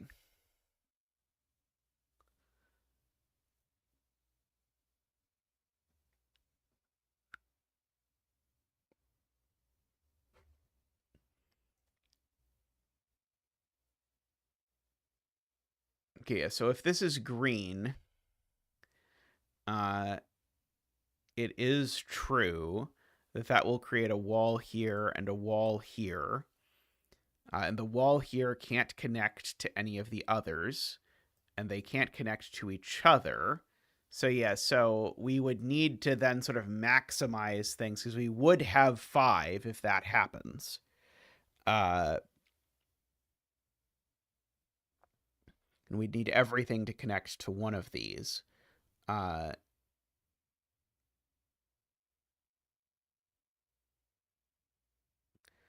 uh, Now, of course, if we just have like some wall run around over here, that seems totally fine. Uh,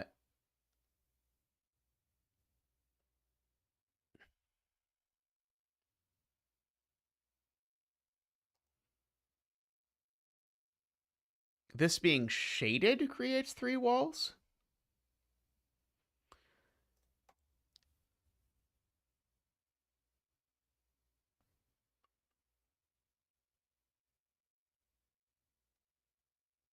Ah, yeah, you're right. This being shaded does create 3 walls because I need to have. If this is shaded, I now need 2 more walls to uh,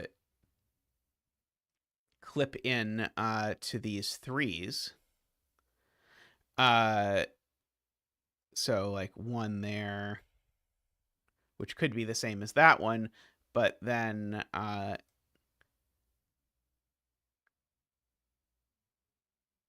actually, wait, couldn't I just do it with... I feel like I could do it with 2 walls. If I did that wall, and then I just cut off this one over here, isn't that okay? I don't think I need 3 walls for the to make that cell shaded. Uh,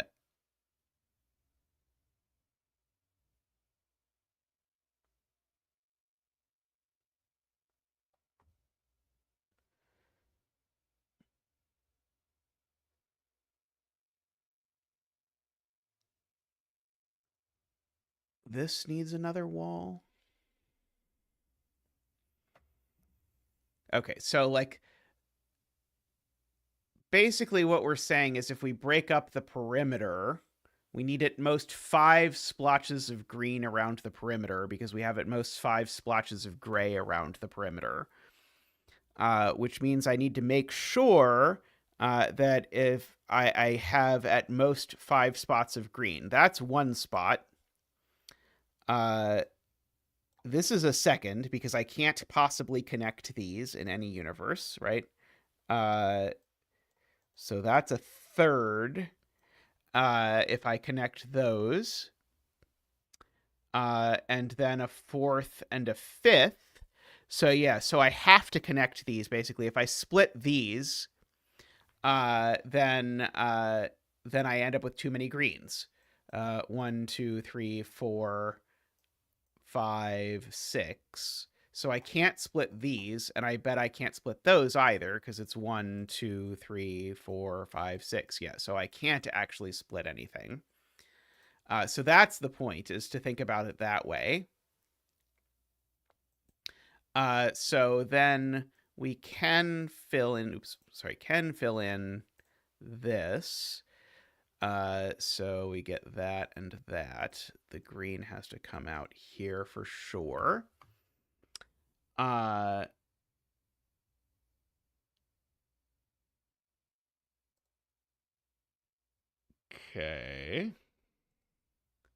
Okay, and now this clump needs to continue because if this clump doesn't continue, we've again created additional green, which we're not allowed to.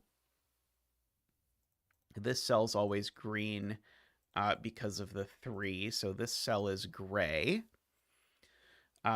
Now, this cell's also green, and so is that one.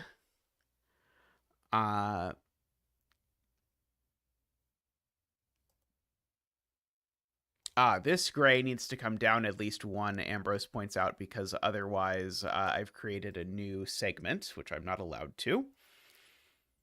This 7 actually is now pretty helpful, because it now goes 1, 2, 3, 4, 5, 6, 7.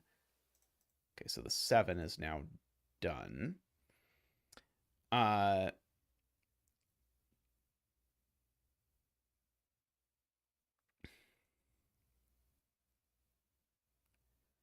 Let's see. Well, this 8 now can't go up nearly as much, right? Because the 5 is now going up by that. So now the 8... In fact, yeah, so now the 8, if I look at it, is taking a maximum of... Oh, yeah, it's still 8. Never mind.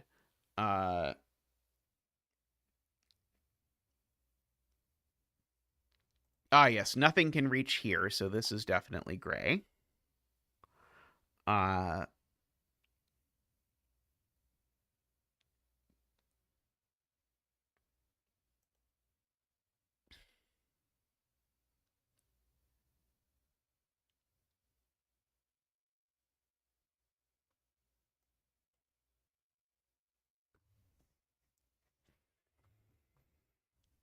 If both of these are green on the 5, then the 8 needs to take that cell.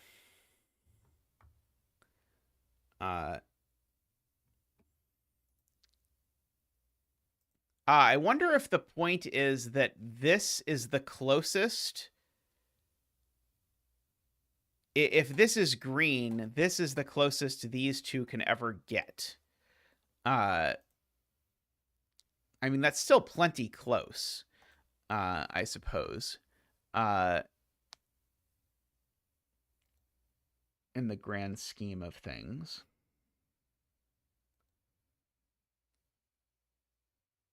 If this is gray, then this 8 has to look exactly like that.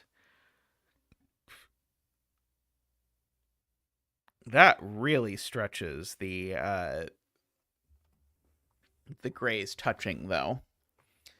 Because now the closest that this gray could get to that would be there.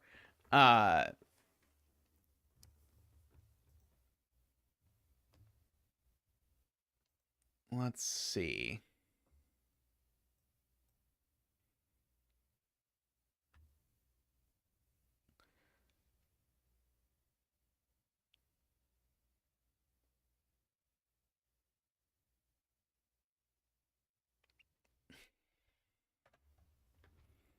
Yeah, let's see. If those are green,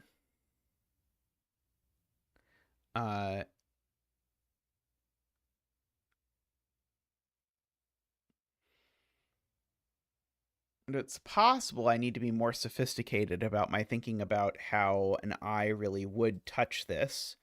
And maybe I couldn't get to 5 if the eye touched it the way it would have to.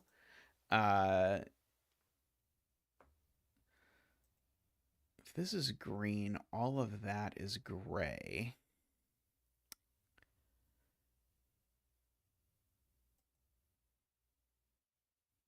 This is green. That's gray. These are, I guess, a gray. Oh no, they could be. Yeah, sorry. These are a gray-green pair, I think. Uh, welcome back, Selena. Uh, this puzzle is both cool and also a complete nightmare. Uh,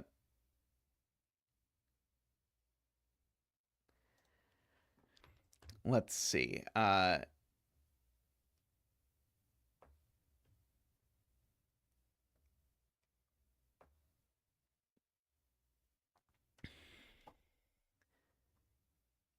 I think I probably believe that, although I think proving it would require an arduous amount of case checking, uh,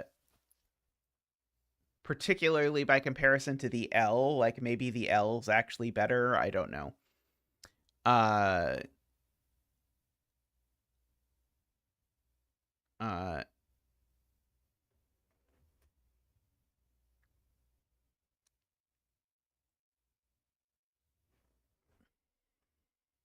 like I really, my gut really is that this has to be green. Uh, Now, if this is green, I definitely have to use the I, because if this is green, then it's going to touch an L. Uh, so so maybe I can sort of leverage it across that, but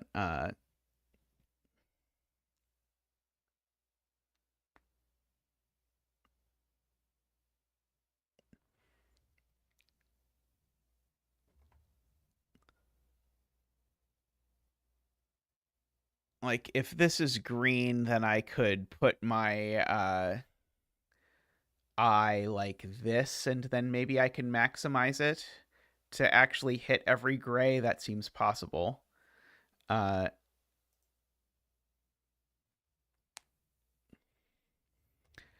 uh, let's see. Oh, is this only 3 stars because CTC did it, and so then everyone went and recorded their solution from how difficult they found watching Simon solve it? Uh, uh,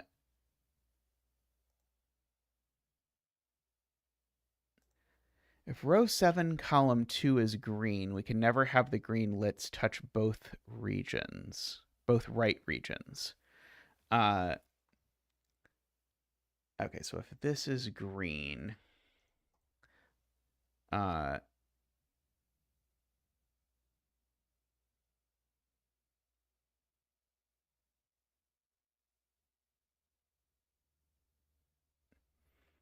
so the point is, if that's green, then that's green.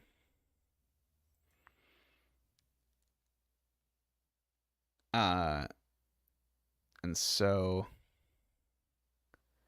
then I would need to touch this gray, that gray, and that gray. Uh,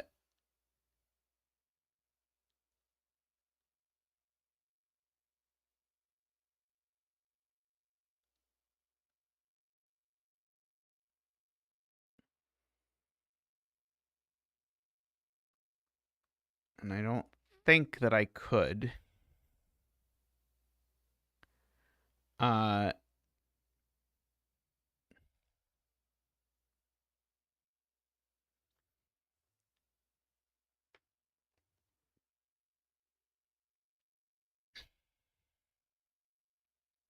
yeah, that's a good way to think about it. These two, their touch point is right of column 5. So I can't do something like an I here doesn't have enough spots right of column 5 is the point. Uh, yeah, I think I believe that. So so this can't be green. This has to be gray, which makes both of those green. Uh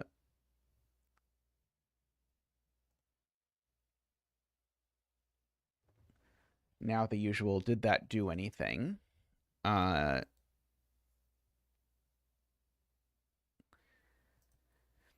this probably still isn't close enough.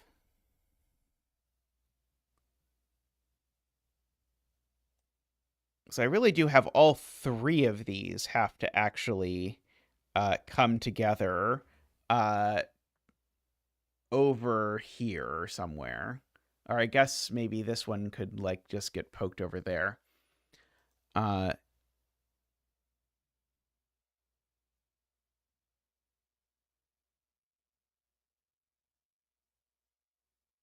see, so this is not close enough because even if I did something like that, I still don't have enough touch points.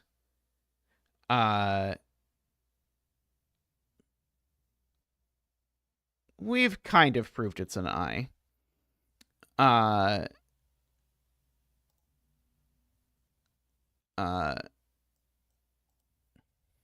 So I think that has to come out. And so that forces the 8 to look like that. Okay, so that does mean this really is here. So the Litz piece is going to have to is going to have to touch one of these 4 cells in order to plausibly work.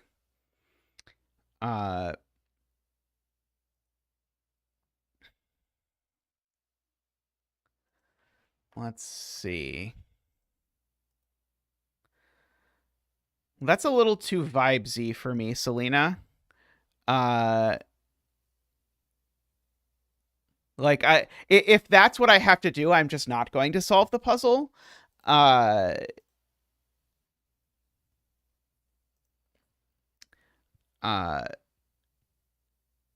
let's see. So the question is, could we still touch it with something like that? I don't think I can, given that it's an I, right? The I certainly can't go here. The I certainly can't.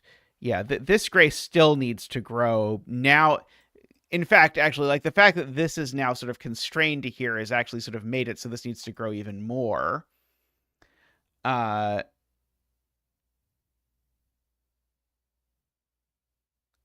So that is gray.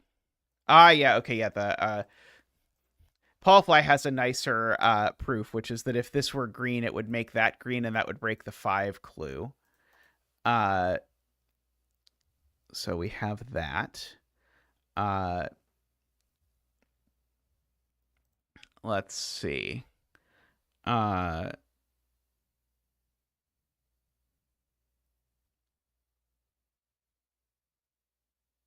Yeah, so our I now basically has to go into column 5 because we need this to touch it to the left of column 5, and this needs to touch it to the right of column 5. So our I, if it's vertical, is in column 5, and if it's horizontal, the puzzle is broken. So I think that means our I is actually going to be here.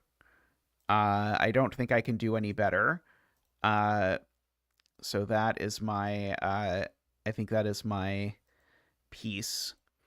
Of course, this is one of my pieces.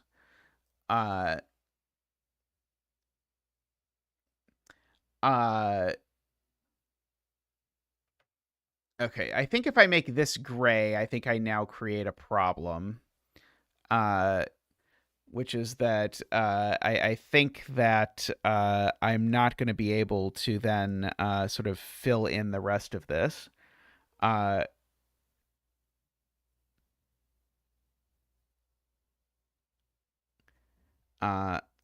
Right. I need 2 touching points over here. Okay, that's the way to do it. I need 2 touching points over here, and the 2 touching points over here are these 2.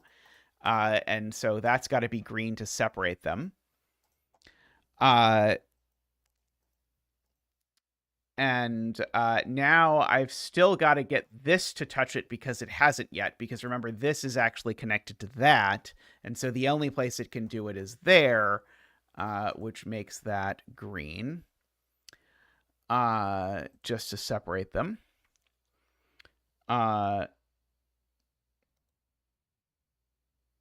Yeah, this one is another L because it doesn't have any choices. Uh,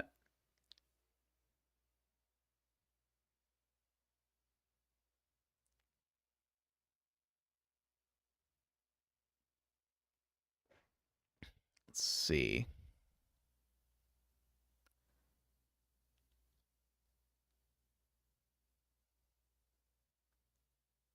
Row 7, column 7 going up makes a checkerboard. So if yes. If this goes up, then I connect these two, and these two need to be different, so it doesn't. Very good. So that connects over to there.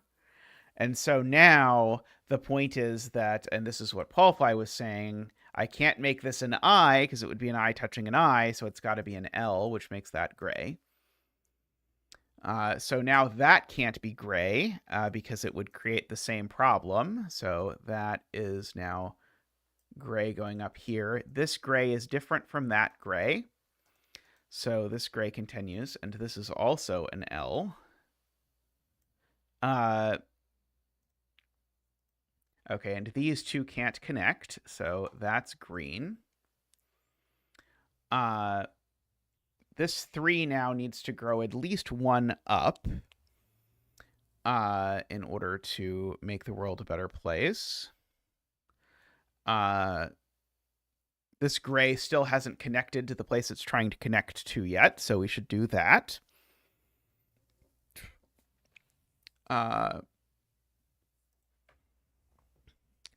This green needs to connect to its friends, like, just through the greeniness, so the green has to green its way through there.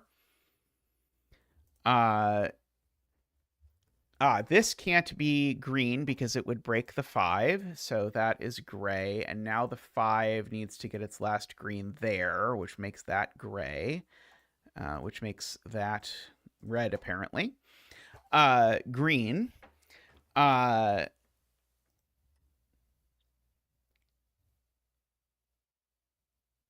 Okay, and so we've got one more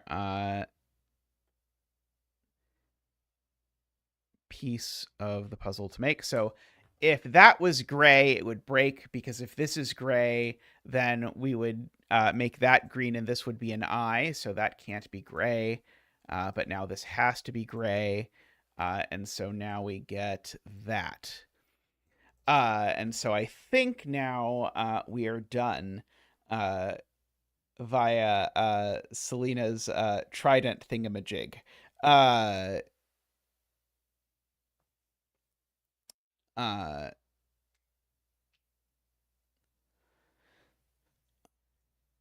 Yeah, this is I'd be lying if I said I enjoyed this puzzle, but I'm really impressed with this puzzle as a construction. Like, this is a cool idea to have, and it is neat the way that it sort of ends up working out. But and I'm certainly, like, quite convinced of that this is, like, the only way to do it, although it feels very case checky to even sort of begin thinking about this for my, like, personal enjoyment tastes. But what a cool idea, and neat execution on it. I appreciated the reward once we sort of figured out, like, oh yes, now we get a whole bunch of gray cells at the end, and that was very cool. All right, but it is about time for me to wrap up stream today. So huge thanks to everyone for hanging out. We solved some puzzles. We made a puzzle. What more could we want out of a day of stream? So thank you to everyone for hanging out. Thank you to all of those of you who support the stream. Big thanks, by the way, to Plonk Time for gifting some subscriptions earlier today. So huge appreciation there. And yeah, so thank you, everyone. And last but not least, thank you to the Turbines, Daniel, David, Franco, Nell, Nordy, Plonktime, and DDX. Thank you all so much. I'll see you all next time. I'm streaming again on Sunday. So I'll see you then. Thanks for watching. Bye for now.